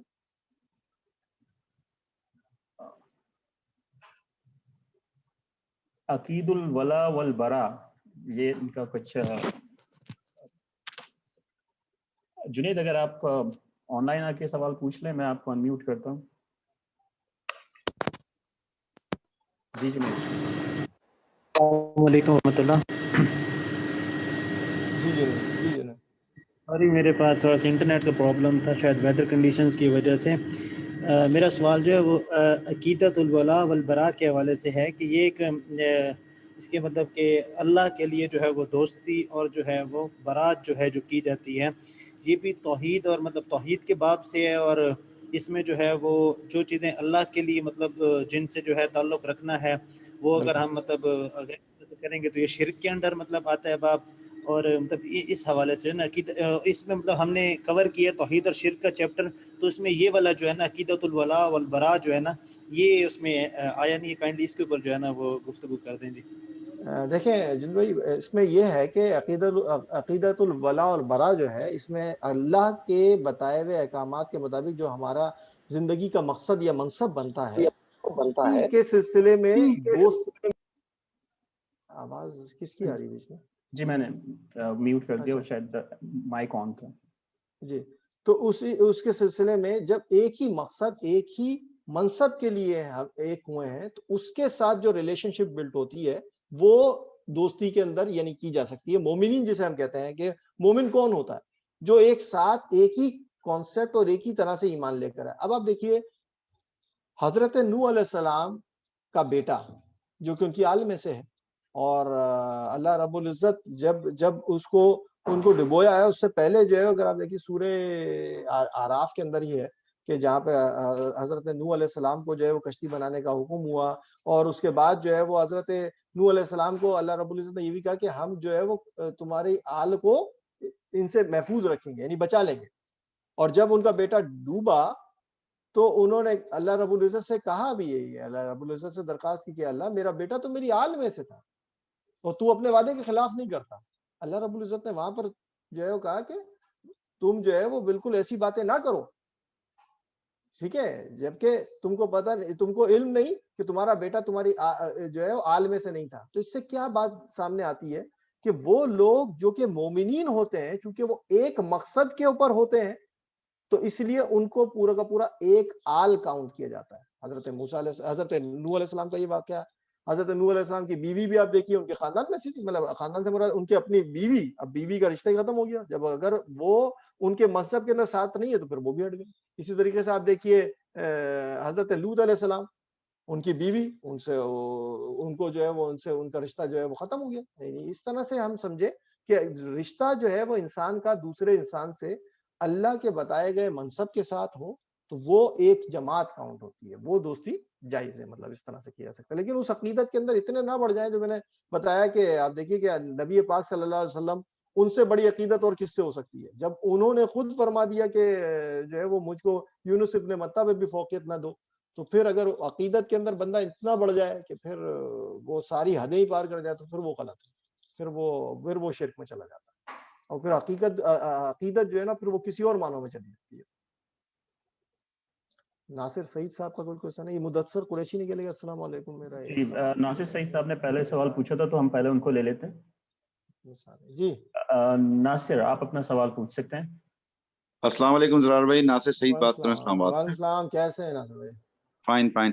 سر مجھے یہ بتائیے گا، جو ہمارے یہ 4 بزرگ امام ہیں، کیا ان چاروں میں سے کسی ایک کو فالو کرنا ضروری ہے یا ہم چاروں کو لے لیں؟ کیونکہ مسئلہ یہ آتا ہے کہ زندگی کے مسائل میں جیسے کبھی طلاق کا مسئلہ ہے، کبھی زکوٰۃ کا مسئلہ ہے، کبھی نماز کی پابندی کا باجماعت مردوں کے لیے مسئلہ ہے.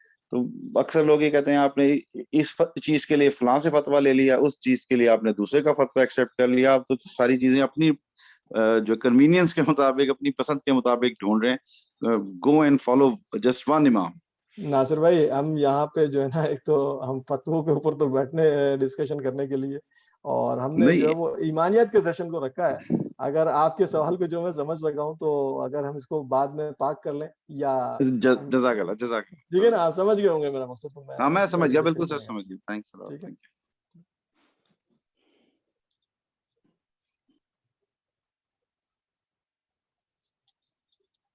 زرار بھائی، ہمارے پاس مدثر قریشی کا نیکسٹ سوال ہے، جس میں جاننا چاہ رہے ہیں کہ اللہ نے اپنے سارے نبیوں کو تکلیفوں میں، پریشانی میں ڈالا، مگر اپنے دین کو کبھی مٹنا پسند نہیں فرمایا. میرا مطلب یہ ہے کہ اللہ کو اپنے نبیوں سے زیادہ دین کی اہمیت ہے، تھوڑا تھا اور رہے گی. اس پر تھوڑا سمجھا دیجیے. دیکھیں، جن کے رتبے ہیں سوا، ان کی سوا مشکل ہے. یہ کہا جاتا ہے کہ جس کو جتنی، جیسے کہتے ہیں نا، ویلیو دی ہے، اس کا منصب بڑھ گیا. تو اگر آپ کسی آرگنائزیشن میں بھی دیکھیں، تو وہ آرگنائزیشن کے اندر اگر کسی کا منصب جو ہے وہ ایک ورکر ہے، اور ایک ورکر کا سپروائزر ہے، پھر سپروائزر کا ایک مینیجر ہے، اور مینیجر کا ایک ڈائریکٹر ہے، اور پھر ڈائریکٹر کا ایک چیئرمین ہے، تو ہر ایک کے لیول کے اوپر اگر آپ دیکھیں گے تو ان کے کام جو ہے نا وہ کم ہوتے جاتے ہیں. یعنی جو ورکوہولک انداز میں کام ایک ورکر کر رہا ہوگا، اس انداز میں کام آپ کو مینیجنگ ڈائریکٹر کرتا ہوا نظر نہیں آئے گا. اگر ورکر اپنے انداز میں دیکھے گا نا مینیجنگ ڈائریکٹر کو، تو وہ کہے گا یار یہ تو کچھ کرتا نہیں، صرف سائن کرتا ہے اور جو ہے جناب ہم کو حکم دیتا ہے، اور ہماری جو ہے نا سیلریز بھی یہ ڈیسائیڈ کر رہا ہے، اور ہم کو سارا کچھ یہ کر رہا ہے، تو یہ اتنا کام تو نہیں کرتا جتنا میں کرتا ہوں. تو یعنی وہ اپنے نظریے سے دیکھے گا اور سوچے گا. لیکن آپ یہ دیکھیں کہ جس جگہ پہ مینیجنگ ڈائریکٹر اور چیئرمین بیٹھے ہوئے ہیں، ان کی ذمہ داری زیادہ ہے. ٹھیک ہے، اسی لیے تو ان کو چنا گیا کہ وہ مینیجنگ ڈائریکٹر بنائے گئے ہیں اور وہ چیئرمین بنائے گئے ہیں. تو وہ کیوں بنائے گا؟ جس نے بنایا ہے تو اس نے بھی تو، بورڈ نے چنا ہے، کہ اس کو ذمہ داری دی ہے. اسی طرح انسانوں میں ہم تمام انسان موجود، لیکن ان انسانوں میں جو رسولوں کو اور انبیاء علیہ الصلوۃ والسلام کو اللہ رب العزت نے چنا، تو ان کی ذمہ داری کیا ہوئی؟ اب آپ دیکھیے نا، حضرت یونس علیہ السلام سے ایک بڑی چھوٹی سی لغزش کیا ہوئی ہے کہ ان سے کیلکولیشن مسٹیک ہو گئی. اللہ رب العزت نے تو ان کو یہ بتا دیا تھا کہ 3 دن کے بعد ان پہ عذاب آ جائے گا. وہ 3 دن کے بعد عذاب آنے بھی والا تھا. آپ یہ دیکھیے قرآن کے اندر یہ موجود ہے، سورہ یہ یاد نہیں ہے، لیکن بہرحال قرآن میں ہی موجود ہے کہ عذاب آنے لگا تھا، اور وہ قوم جو ہے وہ آ کر کے میدان میں پھر اس پہ سجدے میں گر گئی، اور انہوں نے معافی اور توبہ کے جو ہے نا اللہ رب العزت سے رجوع کیا، تو اللہ تعالیٰ نے عذاب کو پلٹا دیا. لیکن ان سے جو لفظش ہوئی تھی وہ کیا ہوئی تھی کہ حضرت یونس علیہ السلام جب یہ 3 دن کی بات ان کو یہ حکم آیا تھا اللہ کی طرف سے، وہ اس اللہ رب العزت اپنے بندوں کو جب تک کہ ایسے لوگ جن کو چوز کیا ہے، انبیاء کو اور رسولوں کو، ان کو واضح طور پہ حکم دیتا ہے، ان کو وحی کی جاتی ہے، ان کی طرف فرشتے بھیجے جاتے ہیں، تو پھر ان کو حکم ہوتا ہے کہ وہ نکلیں. وہ اس حکم سے پہلے نکل گئے، اس کیلکولیشن کے کہ 3 دن تو پورے ہو گئے. آپ سمجھے؟ تو یہ ایک ذرا سی لغزش ہوئی. پھر اللہ رب العزت نے قرآن میں کیا فرمایا کہ اگر تو حضرت یونس علیہ السلام اس مچھلی کے پیٹ میں اللہ رب العزت کو نہ پکارتے اور توبہ نہ کرتے، تو قیامت کے دن تک اس کے پیٹ میں رہتے. ٹھیک ہے نا؟ تو یہ ہے بات کہ اللہ رب العزت نے جب ان کو چوز کیا، تو وہ چوز کرنا جو ہے ان کے لیے وہ ایک بہت بڑی رسپانسبلٹی ان کو دی ہے. اچھا، قرآن میں بھی نبی پاک صلی اللہ علیہ وسلم کے ساتھ بھی مجھے اس وقت صورت یاد نہیں آ رہی، میں آپ کو وہ بھی ڈھونڈ کے آیت بھی کوٹ کر دوں گا، کہ جہاں پہ اللہ رب العزت نے فرمایا کہ رسول پاک صلی اللہ علیہ وسلم اگر آپ ان کے کہنے پہ چلیں گے، یا ہم آپ کے دل میں استقامت نہ ڈالیں اور آپ اس پہ قائم نہ رہے، ذرا سے بھی آپ ہلے، تو اللہ کے نزدیک آپ کو جو ہے وہ کون بچائے گا؟ اس کا مطلب ہے کہ اللہ رب العزت جو ہے وہ انبیاء علیہ الصلوۃ والسلام کو ایک ذمہ داری دے رہے ہیں تو اس ذمہ داری کا ان کو احساس ہے, اور ذمہ داری کو پورا کرنے کے لیے وہ دنیا کے سارے جو ہے جو لوگ, ظاہر سی بات ہے دنیا میں اس وقت جب وہ نبی موجود ہے, رسول موجود ہے, تو دوسرے جو ہے وہ غلط روش پہ ہیں. اب ان کا کام ہے کہ وہ ان کو غلط روش سے جو ہے وہ نکال کے چلائے. تو وہ اتنا آسان کام تو نہیں کہ کسی کو منہ سے میں بولوں کہ بھائی یہ تم ذرا ہٹ جاؤ اور اپنی سیٹ دے دو تو میں جو ہے نا بادشاہ بن جاؤں. یہ تو کوئی آسان کام تو نہیں ہے. وہ جو دوسرا ہے وہ تو اڈامنٹ ہے, اور یہ تو شیطان کا, وہ تو شیطان اس کے پیچھے لگا ہوا ہے. وہ تو اس نے اس کو بہکا کر اتنی جگہ پہ, اس جگہ پہ لا کے چھوڑا کہ وہ تو کسی بھی چیز کو ڈینائی کرے گا. تو وہاں پہ ایسا روش ہوتی نہیں ہے. حضرت موسیٰ علیہ السلام جو ہے وہ فرعون کے ساتھ پلے بڑے ہیں اور اس کے محل میں پلے بڑے ہیں. اور جب آرگیومنٹ بھی ہو رہا ہے تو فرعون تو اس کا ٹائٹل تھا نا, ان کا وہ تو رامسیس دوم تھا. تو اس کی جب اس سے آرگیومنٹ بھی ہو رہا ہے تو آپ دیکھیں کہ کئی مقامات پہ وہ آرگیومنٹ آیا ہے کہ جہاں پہ وہ کہہ رہے ہیں کہ اللہ رب العزت نے جب بھیجا اور جا کر کے فرعون سے انہوں نے کہا کہ بنی اسرائیل کو میرے حوالے کر دو, تم بنی اسرائیل کے ساتھ جو ہے وہ بالکل بایزڈ جو ہے وہ ایک ٹریٹمنٹ کر رہے ہو, تو ان کو میرے حوالے کر دو. تو کیا فرعون نے کر دیا؟ فرعون نے کہا ہاں جی لے جاؤ, ٹھیک ہے, تم تو میرے بھائی تھے میرے ساتھ, تو تم جو کہہ رہے ہو میں چلے جاؤ, تو ٹھیک ہے. ایسا نہیں ہوا ہے. تو کہیں پہ بھی ایسا نہیں ہوتا. اور یہی نبی کریم صلی اللہ علیہ وسلم کو جب سب سے پہلے وحی آئی ہے تو آپ دیکھیے کہ وہ جا کر کے جو ہے وہ کپا رہے ہیں, تو حضرت خدیجہ رضی اللہ تعالیٰ عنہ نے جو ہے وہ فوراً جو ہے اپنے ورقہ بن نوفل جو ان کے کزن ہوتے تھے, اب آپ دیکھیے ان کو بلوایا, اور انہوں نے نبی کریم صلی اللہ علیہ وسلم سے جو ہے وہ نابینا تھے وہ ورقہ بن نوفل, اور نبی کریم صلی اللہ علیہ وسلم سے جب تمام واقعہ کو پوچھا سنا, اس کے بعد کہا کہ یہ تو ویسا ہی ہے, یہ تو مجھے لگتا ہے یہ وہی کڑی ہے جو اس سے پہلے جو ہے وہ اللہ رب العزت نے اپنے انبیاء علیہ الصلوۃ والسلام کو دی ہے. تو اگر تو ایسا ہے تو میں اس وقت تمہاری جو ہے نا تم کو تمہاری مدد کروں گا جس وقت یہ سارے کے سارے جو ہے نا تم کو اپنے گھر سے نکال دیں گے. تو نبی کریم صلی اللہ علیہ وسلم حیران ہوئے تھے کہ یہ تو مجھ سے اتنی محبت کرتے ہیں, یہ مجھے اپنے گھر سے نکال دیں گے کیسے؟ تو یہ بات دیکھیں کہ یہ جو آپ کہہ رہے ہیں کہ نبی کریم صلی اللہ علیہ وسلم اور انبیاء علیہ الصلوۃ والسلام کو اللہ رب العزت کو جو ہے نا اپنے دین کا مقصد, یہ ان پہ ذمہ داری تھی اور انہوں نے اس ذمہ داری کو بھرپور طور پر نبھایا. اس کی پرواہ نہیں کی کہ ان کے ساتھ جو ہے نا ان کے ساتھ کیا مطلب دنیا کے اندر کس طرح سے اس کو وہ فیس کریں گے. ڈیفینیٹلی یہ آسان ذمہ داری تو نہیں تھی, لیکن وہ ذمہ داری دی ہے, اور اس ذمہ داری کا منصب اگر آپ یہ سمجھیے کہ ہم جو ہے وہ ورکر ہیں, تو پھر ہمارے جو مینیجنگ ڈائریکٹر جو ہے وہ اس دنیا کی طرف سے وہ انبیاء علیہ الصلوۃ والسلام ہی تو ہے. تو اس لحاظ سے سمجھیں کہ اس دین کی اہمیت ہے, کیونکہ جس سے میں نے بتایا کہ ان الدین عند اللہ الاسلام, کہ اسلام کے علاوہ کوئی اور دین اللہ کے نزدیک ایکسیپٹیبل ہی نہیں ہے. یہ سورہ نساء کے اندر ہے, آیت نمبر مجھے یاد نہیں, شاید 12 یا 13 ہے, دیکھ لیجیے. جزاک اللہ سرار بھائی. ہمارے پاس ایک اور سوال ہے اسٹوڈنٹ نمبر 1001 کی طرف سے. اسلام کے ارکان ہیں اور اس کی وضاحت حدیث میں ہے. میں نے سنا ہے کہ جہاد کے بغیر نجات نہیں ہے. اس کا مطلب یہ ہوا کہ جہاد کے بغیر جنت ناممکن ہے. جہاد کا ذکر یہ 5 ارکان کے ساتھ کیوں نہیں 6 ارکان بھی کہا جا سکتا ہے؟ کیوں ایسے نہیں کہا؟ کوئی حدیث میں وضاحت کریں.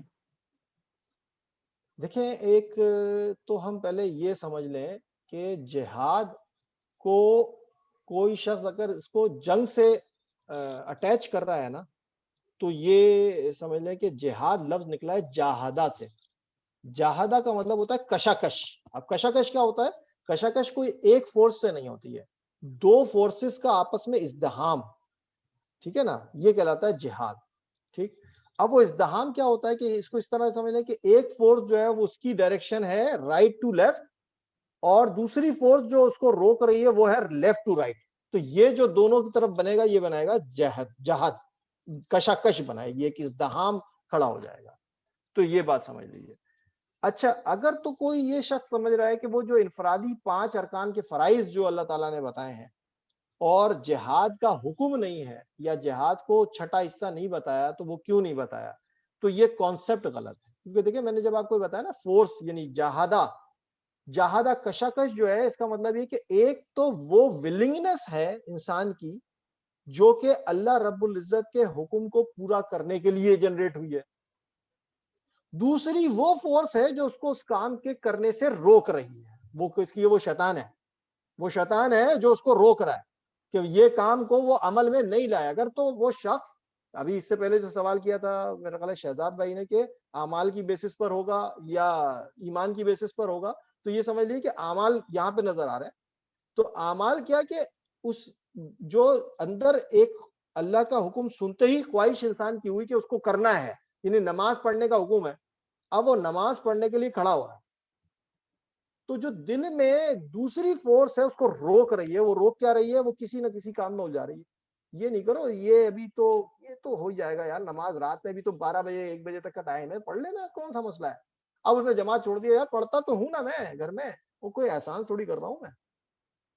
لیکن یہ چیز جو ہوتی ہے کہ یہ ایک فورس کو دوسری فورس روک رہی ہے کہ وہ عمل پیرا نہ ہو جائے, کیونکہ اعمال اگر عمل پیرا ہو گیا تو پھر تو ڈیفینیٹلی پھر اس نے جو ہے نا وہ اللہ کے حکم کی اطاعت کر دی. تو یہ چیز کہلاتی ہے جہاد, یہ چیز اس کے اندر کشاکش ہو رہی ہے ہر طور پہ. اب روزہ رکھنے والا, اب روزے کا حکم ہو گیا, کتب علیکم الصیام, اب روزہ رکھنے کے لیے وہ جا رہا ہے, لیکن اس کے دل میں یہ خیال آ رہا ہے یار میں روزہ رکھوں گا کہیں بیمار نہ پڑ جاؤں, یار مجھے تو پیٹ میں بھی درد ہوتا ہے, تو بھوک لگے گی, کیسے میں پھر اس کو کیسے مینٹین کروں, ایسا کیوں نہ کروں کہ دیکھیں ٹھیک ہے یہ بھی تو حکم ہے نا کہ پھر میں اس کو کسی طریقے سے کمپنسیٹ کر لیتا ہوں, میں غریبوں کو کھلا دوں گا, کسی کو روزدار کو کچھ کر دوں گا, اور میرا روزہ جو ہے نا مکمل ہو جائے گا, لیکن میں اپنے ہی روش کو نہیں چھوڑوں گا. یعنی دنیا کے سارے کام ویسے چلتے رہنے چاہیے. اور یہ چیز تو یہ کہلائے گی, یہ کہتے ہیں کہ اب کون سی فورس کس طرف جو ہے نا اس کو ڈریگ کر رہی ہے. تو اگر تو وہ جو میں نے بتایا کہ وہ شیطانی قوت یا وہ وسوسہ جو اس کو ڈریگ کر کے جو ہے نا اس سے اس کام کو نہ کرنے پہ مجبور کر دے, یہ غالب آ گئی, تو یہی تو چیز ہے کہ جو جہاد کہلا رہی ہے. وہ جو بات آپ کر رہے ہیں کہ ایکسٹریم جہاد جسے آپ کہتے ہیں کہ لڑائی یا جنگ, تو وہ پھر جہاد کی ایکسٹریم کنڈیشن, جہاد تو سمجھ لیجیے کہ وہ ہے قتال میں آ جاتی ہے, ٹھیک ہے نا. اور قتال کیا ہے کہ دیکھیں اللہ رب العزت نے سورہ بقرہ کی آیت نمبر 216 میں اللہ رب العزت نے قتال کو فرض قرار دے دیا, کتب علیکم القتال وہو کرہ لکم, بالکل ایسے ہی ہے. تو وہاں پر اگر آپ دیکھیے تو اللہ رب العزت نے کیا فرما دیا کہ تم پہ جو ہے جنگ فرض کر دی گئی. وہاں پہ لفظ جہاد کا نہیں آیا, وہاں پہ لفظ آیا جنگ تم پہ مسلط کر دی, فرض کر دیے تم پہ, تمہیں لڑنا فرض کر دیا گیا اللہ کی راہ میں. اب اگر اللہ کی راہ میں لڑنا فرض کر دیا گیا تو وہ جو فزیکل بھی آپ کریں گے اس کی کوشش کے لیے کوئی پریلیمنری اسٹیپ میں تیاری تو کریں گے نا. یعنی نماز فرض ہے تو بغیر وضو کے تو نماز پڑھنے نہیں لگ جاؤں گا نا میں. تو اگر نماز فرض ہے تو پھر اس کے لیے جتنے پری ریکوزٹس ہیں یا جتنی بھی ابتدائی لوازمات ہیں وہ تمام بھی اس کا جزو عین بن جاتے ہیں, فرض بن جاتے ہیں. اسی طریقے سے میں نے آپ کو بتانے کی کوشش کی ہے کہ اگر روزہ فرض ہے تو روزے کو رکھنے کے سلسلے میں جو کچھ ہو رہی ہے وہ جہاد ہے, روزے کے لیے جہاد ہے, نماز کے لیے جہاد ہے, سمجھ رہے ہیں نا, اس طرح کی بات ہو رہی ہے یہاں پہ. تو یہ آپ سمجھ لیں کہ جہاد وہ کوشش ہے جو زندگی بھر کرتے رہنی ہے فرائض کی ادائیگی کے سلسلے میں.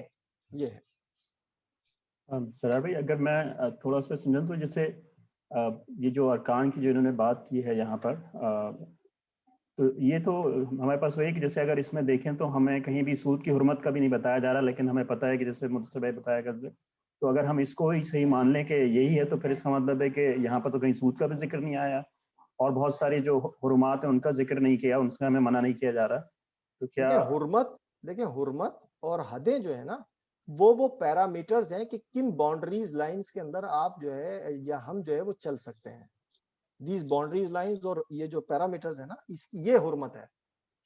جہاں بات ہو رہی ہے فرائض کی نا, تو فرائض ڈیفینیٹلی کرنے کے لیے حرمتوں کو پورا کرنا پڑے گا, ٹھیک. ہر حرمت پارٹ آف فرض جو ہے نا وہ اس کے پری ریکوزٹس میں آ جاتی ہے, صحیح. یعنی حج کرنے کے لیے فرض ہے, حج فرض کر دیا گیا. اب حج کرنے کے لیے بندہ جو ہے وہ حرام کی کمائی سے جائے گا تو پھر وہ حج کیسے ہوا, یعنی یہ آپ سمجھ لیجیے نا. نماز پڑھنے کے لیے جا رہا ہوں, اگر میں ناپاک ہو کے جاؤں گا تو نماز کیسے ہوئی میری, تو یہ پریکوزٹس میں آ جاتا ہے.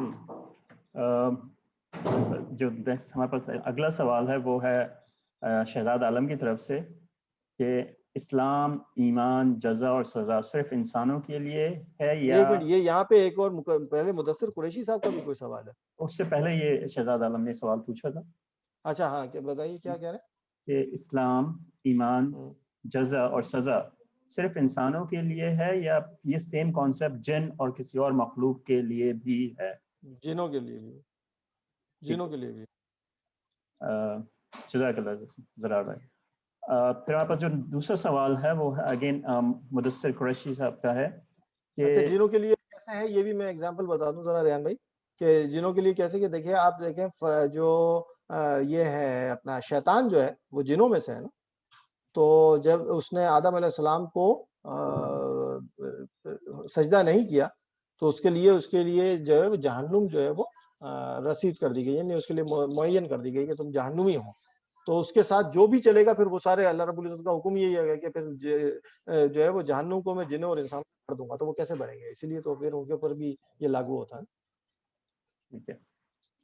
جی ذرا بھائی نیکسٹ سوال جو ہے ہمارے پاس وہ ہے اگین مدثر قریشی کی طرف سے کہ نبی کریم صلی اللہ علیہ وسلم نے جو اپنے چچا کو کلمے کی تلقین کی اور کہا کہ میں اللہ سے گواہی دوں گا، تب اللہ کی طرف سے وحی آئی، میں یہ جاننا چاہتا ہوں کیا یہ کلمہ پڑھ لو اور ایمان میں داخل ہو جاؤ، کیا ہم کسی کو کہہ سکتے ہیں؟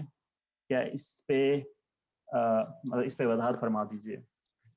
دیکھیں اس کے لیے ایک واقعہ عموماً بیان کیا جاتا ہے، اور میں بیان کرتے ہیں کہ کوئی شخص تھا اور اس نے جو ہے وہ بہت گناہ گار، بہت مطلب قتل و غارت گری بہت کر رہا ہے، اور اس نے جس سے بھی جا کر کے اپنا ذکر کیا وہ اس کے دل میں خیال آیا کہ میں توبہ کر لوں اور کسی طریقے سے جو ہے نا واپس مطلب اپنی توبہ میری قبول بھی ہوگی نہیں ہوگی. جس کے پاس جاتا ہو جا کر کے جس بھی عالم کو وہ بتاتا کہ بھئی میں یہ کرتا رہا ہوں اور اس طرح سے رہا ہے تو اب میں واپس آنا، کیا مجھے معافی ملے گی؟ تو جو بھی سنتا وہ کہتا ہے نہیں بھائی تم نے تو اتنے گناہ کیے، تم نے تو یہ کیا ہے، تو تم نے اتنے قتل کیے ہیں، ایک قتل کا جو ہے وہ ہے کہ پوری انسانیت کا قتل ہوتا ہے، تو تم نے اتنے قتل کیے تو تم تو بالکل بھی تمہاری تو معافی نہیں ہوگی. یعنی بڑا دل برداشتہ ہو کر کے کسی اور بزرگ کے پاس جب وہ پہنچا تو اس بزرگ نے کہا کہ بالکل ہو سکتی ہے، تم صدقے دل سے جو ہے توبہ کرو اور پھر وہ اس کام کو نہ کرنے کا تہیہ کرو تو ٹھیک ہے، تو اللہ تعالیٰ جو ہے وہ معاف فرمانے والا ہے. ابھی وہ یہ بات کر کے کہ اٹھا اور نکلا اور چلا ہی تھا کہ اس کو روح قبض کر لیجیے. ابھی اس کا ارادہ ہوا کہ اس نے توبہ کی اور اس نے کہا کہ ٹھیک ہے میں اب اس کام کے لیے آگے بڑھتا ہوں، اور اس کا ارادہ ہوا وہ نکلا اور روح قبض کر لی. اب اس کا معاملہ کیا ہوگا؟ اب تو یہاں تو وہی والی بات ہو گئی نا کہ کلمہ پڑھا اور اگر روح قبض ہو گئی ختم بات. پھر تو معاملہ پھر اب تو معاملہ یہ کہ جب اس نے کلمہ پڑھ لیا وہ ایمان لے آیا تو اس کے پچھلے والے گناہوں کا تو سٹاپ لگا کر کے وہ تو نلیفائی ہو گئے نا، وہ تو نیت انما الاعمال بالنیات کی بات ہے. اب اگر وہ آگے بڑھتا اس کو موقع ملتا تو پھر وہ بات اس کی اسپیکولیشن کی بیسس پر نہیں ہو رہا ہے. پچھلے سارے گناہ تو اس نے کیے تھے وہ تو معاف ہوا ہے، آگے چلنے کے لیے تو وہ ایمان کی حالت میں آ چکا، ایمان کی حالت میں اس کا ارادہ بن گیا. تو یہ بات ہوتی ہے. اچھا اب یہ ہے کہ یہ معاملے کی اتھینٹسٹی کیا ہوگی، تو یہاں پر یہ آتا ہے کہ اگر تو وہ ایمان کی حالت میں بڑھ کر کے آگے بڑھا ہے تو پھر یہ دیکھا جائے گا کہ اس کا فاصلہ اس ایمان کی حالت میں توبہ کے نزدیک تر مطلب کتنا تھا، اور جو جس طرح وہ بڑھ رہا تھا. سوری میں ہو سکتا ہے کہ میں یہ شاید کسی شرابی سے متعلق ہے یہ واقعہ جو بتایا جاتا ہے کہ وہ جو پھر مرا تو کہا گیا کہ وہ شراب خانے سے اس کا فاصلہ کتنا تھا، وہ گھر سے یعنی عبادت کے لیے جانے کے لیے مسجد سے اس کا فاصلہ کتنا تھا، اس کو ناپا جائے. کچھ اس طرح کی بات ہے. ویسے شاید لیکن یہ یہ کہ قاتل کے لیے تھا کہ جیسے ایک قاتل نے کافی سارے قتل کیے ہوتے ہیں بنی اسرائیل میں، 100 کے قریب شاید قتل کیے ہوتے ہیں. تو لیکن شاید وہ جو کانسیپٹ ہے وہ وہی ہے جو آپ بتا رہے ہیں. معافی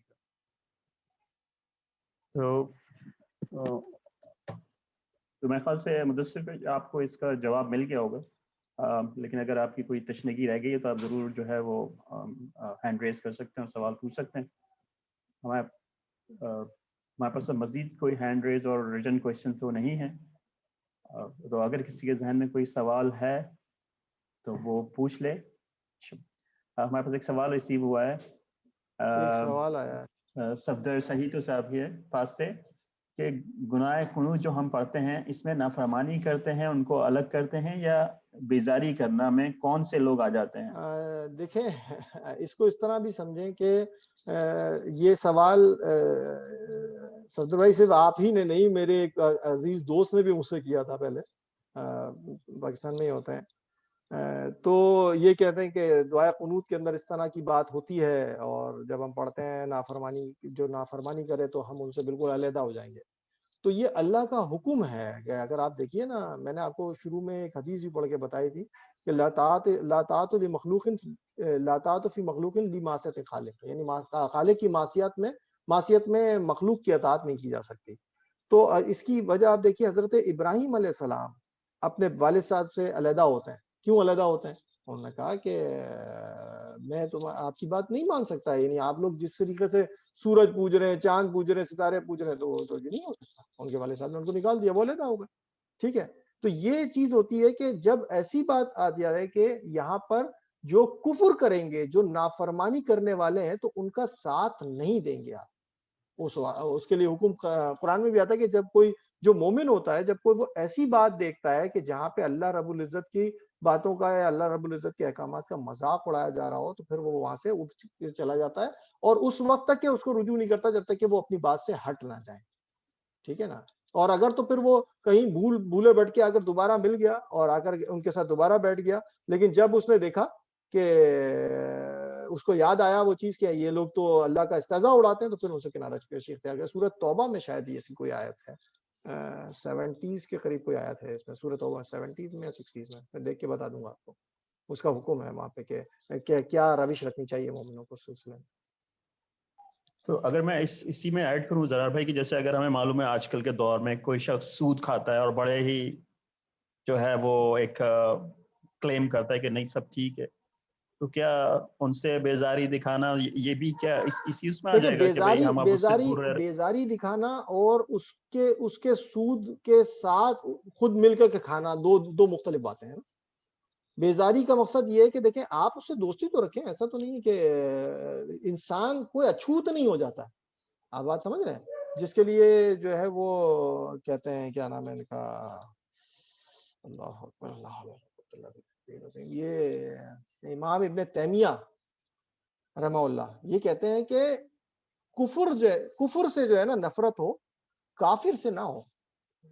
اگر میں نے کافر سے نفرت شروع کر دی نا، تو اس کا مطلب ہے پھر میں نے اپنے لیے تبلیغ کے دروازے بند کر دیے.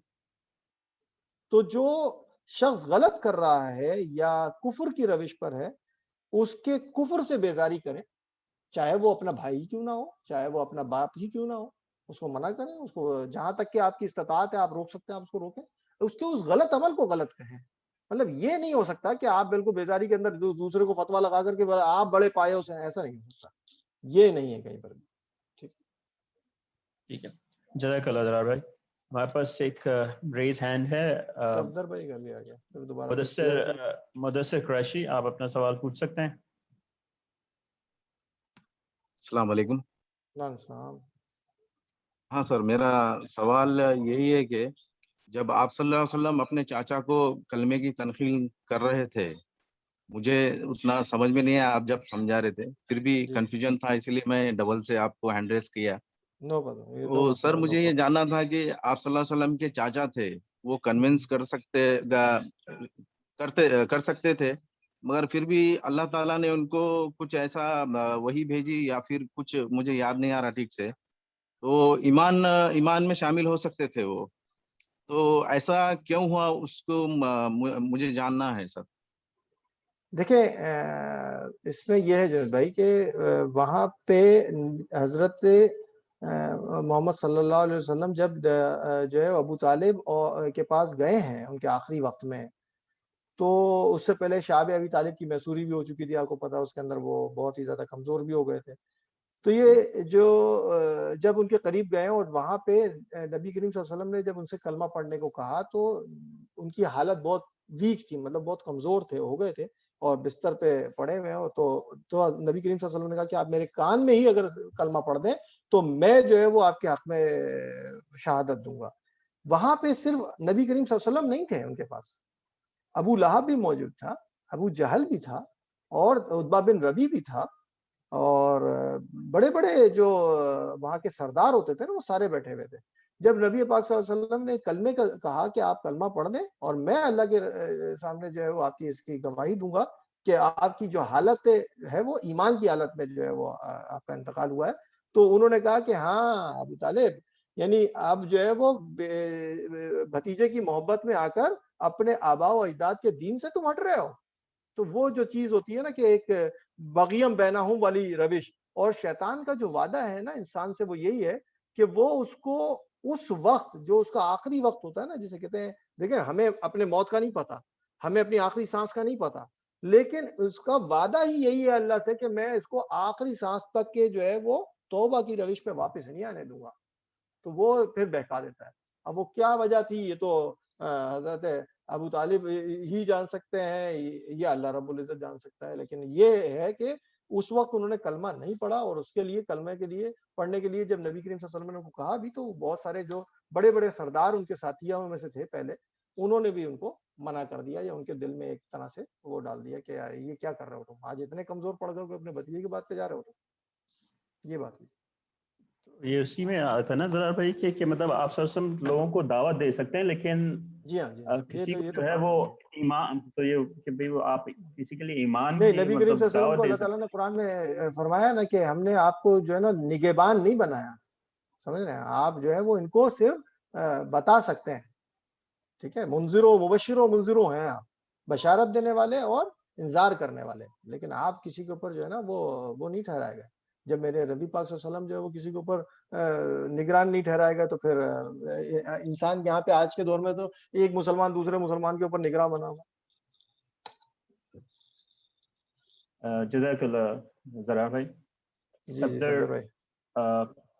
صفدر بھائی اپنے سوال جی پوچھ صفدر سکتے ہیں. ایک منٹ مائک. ہلو، آواز آ رہی ہے؟ جی جی جی جی جی جی سر جی، اسی سلسلے میں جیسے آپ دیکھیں کہ یہ حضور صلی اللہ علیہ وسلم نے عشرہ مبشرہ کو مبارک دی ہے جنت کی بشارت دی ہے، ٹھیک ہے، ٹھیک ہے نا، تو وہ بھی تو پہلے کوئی اللہ سے انہوں نے کوئی مثلا پرمیشن یا کوئی چیز نہیں مانگی تھی، تو اس ادھر اللہ سے اللہ مبارک تعالیٰ قبول کر رہا ہے، مثلا اس کو ایکسیپٹ کر رہا ہے، اور حضرت ابو طالب کے معاملے میں اس کو وہ تنبیہ کر رہا ہے حضور صلی اللہ علیہ وسلم کو، یا حضرت نوح علیہ السلام کو بھی تنبیہ کر رہا ہے، یا حضرت ابراہیم کو بھی تنبیہ کر رہا ہے. تو یہ کس طرح اس کو دیکھیں گے ہم؟ ایک تو یہ کوشچن آپ کا کہنے کا جو میں سمجھ سکوں، پہلے مجھے کلیریفائی کر دیں اپنے کوشچن کو. آپ کا کہنے کا مقصد یہ ہے کہ اللہ رب العزت عشرہ مبشرہ میں بشارت جو دی گئی ہے 10 اصحابہ کو، تو وہاں تو ان کو جو ہے وہ بشارت دے دی گئی جنت کی، ٹھیک ہے. وہ تو ہم دے رہے ہیں نا، اللہ تو نہیں دے رہے. حضور صلی اللہ علیہ وسلم نام دے کے دے رہے ہیں کہ ابو بکر فی الجنت، عمر فی الجنت، عثمان فی الجنت، علی فی الجنت، 10 کے نام لے رہے ہیں. تو جب کہ حضور صلی اللہ علیہ وسلم کو ہدایت کی جو ہے وہ اتھارٹی نہیں ہے، ہدایت کی اتھارٹی تو صرف اللہ کے پاس ہے. دیکھیں، بشارت اور ہدایت دو مختلف باتیں آپ نے دونوں مکس کر دی ہیں صدر بھائی. بشارت اور ہدایت دو مختلف چیزیں. ہدایت کیا ہے کہ بھائی فرض کر لیں میں بندے کو ایڈوائز کرتا ہوں، تو ایڈوائز کرنا اور کسی کو یہ بتانا اعلانیہ طور پہ کہ نہیں جی تم جو ہے کامیاب ہو گئے فلاں ایگزام میں، تو یہ اعلان کرنا یا بتانا دو مختلف باتیں ہیں. آپ اس کو مکس کر رہے ہیں کچھ، مجھے یا تو میں سوال نہیں سمجھ پا رہا ہوں آپ کا. یا تو پھر اس کو یہ لے لیں کہ جیسے جنگ بدر کے صحابہ کو کہے کہ اس کے بعد آپ اگر کوئی کسی سے گناہ بھی سرزد ہو جاتا ہے اسی صحابی سے، تو وہ بھی معاف ہے اس کے لیے. یہ بھی ایک حدیث ہے. بالکل ہے، بالکل. جو عتیب بن بلتا تھے ان کے لیے دیکھیں نا، انہوں نے فتح مکہ سے پہلے نبی کریم صلی اللہ علیہ وسلم نے جب یہ پلان بنا رہے تھے، تو نبی کریم صلی اللہ علیہ وسلم نے منع فرمایا تھا کہ کوئی بھی شخص جو ہے وہ اس کی خبر جو ہے وہ مکے تک نہیں جانی چاہیے. لیکن جو بلتا جو تھے انہوں نے کیا کیا رضی اللہ تعالیٰ عنہ، انہوں نے ایک عورت کے ساتھ جو ہے وہ، چونکہ ان کے رشتہ دار اور ان کے گھر والے جو ہے وہ وہاں مکے میں تھے، تو انہوں نے جو ہے وہ خط بیچ کر کے چھپا کر کے بھیجا تھا کہ آپ جا کر کے وہاں پر دے دیں اور بتا دیں، تاکہ جو مکے والے ہیں وہ ان پہ تھوڑا سا میرے گھر والوں اور میرے رشتہ داروں کے ساتھ تھوڑا سا رحم ہے، صلہ رحمی کریں، تاکہ ان کے ساتھ ایسا نہ ہو کہ بعد میں ان کو وہ جو ہے نا کوئی تکلیف پہنچائیں. تو نبی کریم صلی اللہ علیہ وسلم کو بشارت ہوئی اور فوراً ہی حضرت علی کرم اللہ وجہ کو انہوں نے بھیجا، اور انہوں نے جا کے جو ہے وہ حضرت علی کرم اللہ وجہ گئے تھے اور 2 اور صحابی تھے، ان کو بھیجا. حضرت زبیر تھے، उनको जाकर के वो उस औरत को उस मुकाम पे पकड़ा और वहां से निकाला। लेकिन जब वो खत वापस लेकर आए हैं तो नबी करीम सल्लल्लाहु अलैहि वसल्लम ने कहा कि बलता जो है वो बदरी साहबी है, तो इनसे ये खता जरूर हुई है, लेकिन उसकी वजह क्या थी कि उन्होंने, बलता ने जो है वो कोई दिल में, उनको उनका काम कोई इस्लामी उस ऑर्गेनाइजेशन को नुकसान पहुंचाने का नहीं था, उनकी नीयत सिर्फ अपने घर वालों को सेव करने की थी। तो फिर अल्लाह रब्बुल इज्जत की तरफ से मतलब कुरान का हिस्सा बना दिया गया कि उसमें जो है वो उनको माफी दे दी। तो ऐसा भी नहीं है कि अगर मैं इनका सवाल सही समझाऊं तो ये जानना चाह रहे हैं कि जैसे कुछ मकामात पे या कुछ लोगों के लिए अल्लाह आपसे सामने बशारत दे दी, जैसे अशर मुबशरा के जन्नत की, लेकिन हजरत अबू तालिब के मामले में अल्लाह ताला ने आपको रोक दिया इससे, या मतलब आप को मना कर दिया। तो ये मतलब ऐसा क्यों हुआ है, या मतलब इसकी क्या वजह हो सकती है कि कुछ जगहों पे तो आप जो है वो जन्नत की बशारत दे रहे हैं, लेकिन एक जगह पे जो है आपको जो है वो मना कर दिया गया कि नहीं, अब आप इनके लिए जो है वो ईमान की या मगफरत की दुआ नहीं कर सकते। सफदर भाई ये बात, ये सही समझे सवाल को, ये सही समझा रहे जी हैं जी रेहान भाई? जी यही बात जी है? जी अच्छा, जी देखें सफदर भाई, सॉरी कि मैं आपके सवाल को पहले समझ नहीं पा रहा था कि मैं आप किस डायमेंशन में पूछ रहे हैं। मसला ये है कि देखें, जो अशरा मुबशरा को बशारत दी और उसको आप जो नबी करीम सल्लल्लाहु अलैहि वसल्लम के चचा के साथ मिला रहे हैं, तो नबी करीम सल्लल्लाहु अलैहि वसल्लम के चचा जो है वो सारी जिंदगी ईमान नहीं लाए थे। आप समझ रहे हैं? उन्होंने इस्लाम की बहुत खिदमत की, इस्लाम के सबसे ज्यादा खिदमत करने वाले थे, लेकिन आखिर तक ईमान नहीं लाए थे। अगर वो ईमान ले आते और फिर अच्छे अमाल करते हैं, जहां पे अल्लाह का हुक्म आया है, वहां पे अभी मैंने जो पढ़ी थी कि सूरह बकरा की आयत नंबर 62, वहां पे पहली आयत क्या है कि पहले वो लोग जो ईमान लाए उसके बाद नेक अमाल किए। तो इसका मतलब है कि ईमान के साथ नेक अमाल मशरूत है, वरना क्या मदर टेरेसा जो है वो अच्छे अमाल नहीं करती थी? मदर टेरेसा तो बहुत मशहूर है, बड़े अच्छे अमाल किए उसने। लेकिन आप ये सोचे कि उस अच्छे अमाल के साथ ईमान मशरूत है, ईमान नहीं है और अच्छे अमाल कर रहे हैं, तो उसका फिर मामला जो है वो उनके जैसा नहीं हो सकता जो ईमान लाने के साथ साथ जो है वो नेक अमाल करते रहे। तो जो बशारत है वो बशारत ईमान के साथ नेक अमाल करते रहने वालों को है। और अच्छा, दूसरा एक और भी कॉन्सेप्ट बता दूंगा आपको। नबी पाक सल्लल्लाहु अलैहि वसल्लम ने उनको जन्नत की बशारत तो दे दी। जब एक शख्स को फर्ज कर लें कि मुझे बशारत दे दी गई और कह दिया गया कि जनाब आप तो जन्नती हैं, आप तो कामयाब हो गए, तो फिर मुझे तो रुक जाना चाहिए, मेरा तो मकसद पूरा हो गया। क्या वो सारे के सारे अशरा मुबशरा जब उनको बशारत दे दी गई, क्या उसके बाद उन्होंने तमाम काम या दीन के लिए काम करना रोक दिए? नहीं हुआ ऐसा। आप देखिए वो आखिरी वक्त तक, जबकि हजरत उमर रज़ी अल्लाह ताला अन्हु जब अपने जो है ना आखिरी अय्याम में थे, यानी उनको जो है अबू लुलू फिरोज ने जब चुरा मार दिया था, उसके बाद जो है वो बिस्तर पे हैं, अपने बेटे को बुलाते हैं और कहते हैं कि बेटा तुमने जो है वो अपने बाप को कैसा पाया? तो उनके बाप, तो वो बेटे कहते हैं कि आप बेहतरीन बाप, बेहतरीन इंसान और बेहतरीन खलीफा वक्त, कि आपको जो है वो अल्लाह रब्बुल इज्जत के ने जो है वो उनके रसूल ने जो है वो खुद उनकी जिंदगी में जन्नत की बशारत दी। आंखों से आंसू निकल गए और कहते हैं कि अगर तो उमर जो है वो असहाबुल आराफ में भी आया क़यामत के दिन तो अपने आप को कामयाब समझेगा। अब ये तो वो कह रहे हैं जिनको जन्नत की बशारत है। एहसास का आलम देखिए, वो कह रहे हैं कि अगर तो असहाबुल आराफ में भी आया, कह रहे हैं कम से कम असहाबुल आराफ को अल्लाह रब्बुल इज्जत ने कुरान में जन्नत की बशारत दे दी कि उनके हिसाब किताब के बाद उनको जन्नत तो मिलेगी, लेकिन बाकी का तो कुछ ऐसे बात नहीं है। तो आप ये एहसास का आलम देखिए क्या था। तो वो चीज के उस पर सिर्फ ठंडे होकर के बैठ जाना या काम ना करना, तो उनमें से किसी ने भी इस चीज को रोका नहीं अपने मनसब को, आखिरी दम तक, आखिरी सांस तक। जज़ाकल्लाह ज़रार भाई। हमारे पास एक सवाल है मकबूल इसहाक साहब। मकबूल इसहाक साहब अपना सवाल पूछ सकते हैं आप। अस्सलाम वालेकुम सर। सलाम जी भाई। सर मेरे दो सवाल हैं। पहला सवाल ये है कि हज़रत अबू तालिब के ईमान के पर आपने डिटेल वजाहत की कि उनकी इस्लाम के लिए भी बहुत सारी कुर्बानियाँ थी लेकिन वो ईमान नहीं लेकर आए। तो जो सर मैंने एक किताब में पढ़ा है, काइंडली इसकी भी ज़रा तस्दीक कर दीजिएगा कि उसमें लिखा था कि हज़रत खदीजा के साथ जब आप सल्लल्लाहु अलैहि वसल्लम का निकाह हुआ तो वो निकाह हज़रत अबू तालिब ने पढ़ाया। तो ये कैसे पॉसिबल है कि हज़रत अबू तालिब ईमान पर ना हो और वो निकाह पढ़ाएं आप सल्लल्लाहु अलैहि वसल्लम का? एक सवाल नंबर एक। दूसरा पूछूं या सर पहले एक इसी एक का एक जवाब पहले देंगे पहले आप? पहले मैं इसका जवाब दे देता हूँ, फिर आप दूसरा सवाल कर लीजिएगा, कोई मसला नहीं। ठीक ठीक हो गया पहली सर। बात तो ये कि जब नबी करीम सल्लल्लाहु अलैहि वसल्लम का निकाह पढ़ाया गया, उस वक्त नबी करीम सल्लल्लाहु अलैहि वसल्लम की उम्र जो है वो 25 साल, सही है। हजरत खदीजा रज़ियल्लाहु ताला अन्हा की जो उम्र है वो 40 साल की है। ये तो तारीख के अंदर चीजें बिल्कुल ठीक वाज़ेह हैं, ठीक है। अच्छा, उस वक्त तक ठीक के हो गया नबी सर। करीम सल्लल्लाहु अलैहि वसल्लम को रिसालत नहीं मिली है, ठीक। वो दीन फतरत के ऊपर है और जो वहां पे उस वक्त के कस्टम्स चल रहे हैं उसी के मुताबिक चल रहे हैं, ठीक। इसी तरीके से रिसालत मिलने से पहले पहले अगर कोई काम हुए या हुक्म आने से पहले पहले जो अमाल हुए, तो उसमें नबी पाक सल्लल्लाहु अलैहि वसल्लम की किसी बेटी का की शादी जो है वो एक मुशरिक से भी हुई भी थी। उसका जिक्र मुझे इस वक्त याद नहीं आ रहा उनका नाम, लेकिन एक बेटी का जो है ना ये भी आता है। तो क्या वो बिल्कुल खत्म हो सर, गया? ऐसा भी नहीं। ठीक हो गया सर, ये तो क्लियर हो गया।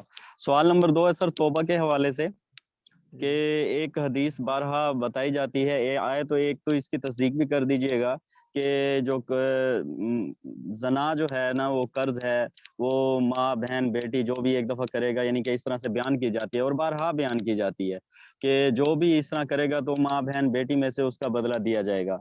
अब मेरी यहाँ पे कंफ्यूजन ये है सर कि इसको मकाफात अमल का नाम दिया जाता है। एक बंदा है, आपने कहा कि उसने 99 कत्ल किए, एक रिवायत भी बयान की तो अल्लाह ताला ने तौबा कर दी। अब एक बंदे से एक गलतियां हुई, उसने सच्चे दिल और तह दिल से तौबा कर ली, तो अल्लाह ताला तो गफूर और रहीम है, अगर उसने सच्चे दिल से तौबा भी कर ली अल्लाह ताला ने उसको माफ कर दिया। लेकिन सर ये चेन नहीं बन जाएगी अगर वो हदीस सही होती है, तो उसमें तो सर ये एक चेन बन जाएगी कि जिससे एक हुई तो ये होना ही लाजमी है।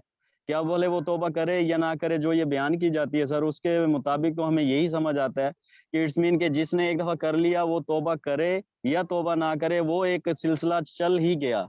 तो सर मुझे तो इसमें कंफ्यूजन है, काइंडली सर मेरी इस्लाह कर दीजिए इस मामले में। देखिए, जहाँ पे अगर तो कोई भी शख्स तो मतलब खता से गुनाह से मुबर्रा, आज के दौर में तो कोई भी शख्स है नहीं ना। हम भी दिन भर में कितने गुनाह हमसे हो जाते हैं, अल्लाह हमें माफ फरमाए, हमें नहीं पता, ठीक है ना। लेकिन तौबा के दरवाजे इंसान के साथ उसकी जिंदगी में खुले हुए हैं। अगर तो तौबा, अच्छा तौबा है क्या? तौबा उस काम से 180 डिग्री का यू टर्न है और फिर दोबारा पलट के वो काम नहीं करना है, ये है तौबा ना। अगर किसी शख्स ने, अच्छा हर तौबा के पैरामीटर्स डिफरेंट हैं, मतलब ऐसा नहीं है कि जिना का भी तौबा सिर्फ तौबा तौबा कर ली और फिर दोबारा आगे ठंडे होकर बैठ गए, तो ऐसा नहीं है। तो तौबा के अपने अपने पैरामीटर्स हैं, कैसे होनी है, कैसे करनी है। जैसे कत्ल की तौबा डिफरेंट है, उसके लिए किसास दें, फिर आप तौबा करें, उसके बाद पेश करें अपने आप को उसके लिए, ठीक। तो अगर तो कोई ऐसा काम हुआ है तो जिसके लिए अगर तौबा नहीं की है, तो उसके बाद फिर एक्सपेक्टेशन किस बात की, कैसे माफी होगी? तौबा हुई है, उसके पैरामीटर्स और तमाम लवाजमात पूरे किए गए हैं। जैसे एक हदीस में भी आता है कि वो एक औरत जो थी, जो नबी करीम सल्लल्लाहु अलैहि वसल्लम की उसमें बार बार हाजिर होती थी और कहती थी कि मुझसे जो है वो ये जना हो गया और मैं जो है वो बच्चे को जन्म देने वाली। नबी करीम सल्लल्लाहु अलैहि वसल्लम ने उसको भेज दिया। जब बच्चा पैदा हो गया तो फिर आई और फिर उसने अपना किस्सा बयान किया, तो नबी करीम सल्लल्लाहु अलैहि वसल्लम ने कहा कि अभी हो जाए फिर आइएगा, फिर भेज दिया। फिर दोबारा आई तो अब बच्चा के हाथ में रोटी भी थी और वो खा रहा था। उस वक्त तो दूध पीता शेरख्वार था। अब आप सोचिए कि टाइम फ्रेम इतना हो चुका है कि समझ 2-2.5 साल के बाद वो दोबारा आए और नबी करीम सल्लल्लाहु अलैहि वसल्लम ने रजम की सजा जो है वो तजवीज की। उसके बाद जब उसको पत्थर मारे गए तो उसमें जो उनका एक खून का छींटा उड़ करके किसी के लिबास, किसी साहबी के लिबास पर आया, तो उन्होंने कहा कि नापाक हो गया मैं। तो उस पर नबी करीम सल्लल्लाहु अलैहि वसल्लम ने गुस्से का इजहार किया कि इसकी जैसी तौबा तो किसी की कबूल ही नहीं हुई, इसकी जो तौबा है वो तो अर्श पे कबूल हुई। तो ये बात नजर आती है कि तौबा जो है वो है मौजूद, लेकिन तौबा उसके जो पैरामीटर्स हैं उस तरीके से तौबा की है। मेरे ख्याल से ज़रा भाई इसके बारे में सूरह नूर में या सूरह फुरकान में आता नहीं कि अल्लाह ताला अगर कोई तौबा करेगा तो माफ कर देगा और गुनाहों को जो है वो नेकियों से बदल देगा अगर अल्लाह ताला चाहे। लेकिन भाई तौबा नहीं है, सूरह नूर में नहीं है, शायद सूरह फुरकान में, सूरह फुरकान में या सूरह आराफ में किसी इसमें है। तो अल्लाह ताला ने तो बताया है कि अगर कोई मतलब तौबा कर ले तो अल्लाह ताला उसकी गुनाहों को नेकियों से बदल देगा। और ये वो उम्मीद अफजा आयत है, ये वो उम्मीद अफजा आयत है जिसकी तरफ आप इशारा कर रहे हैं کہ جس کے اوپر حضرت عمر رضی اللہ تعالیٰ نے کہا تھا کہ پورے قرآن میں یہ وہ امید افزا آیا تھا کہ جس کی بیسس پر کہ گناہ کرنے والا جو ہے وہ گناہ کے بعد بھی اپنی معافی کا طلبگار رہے.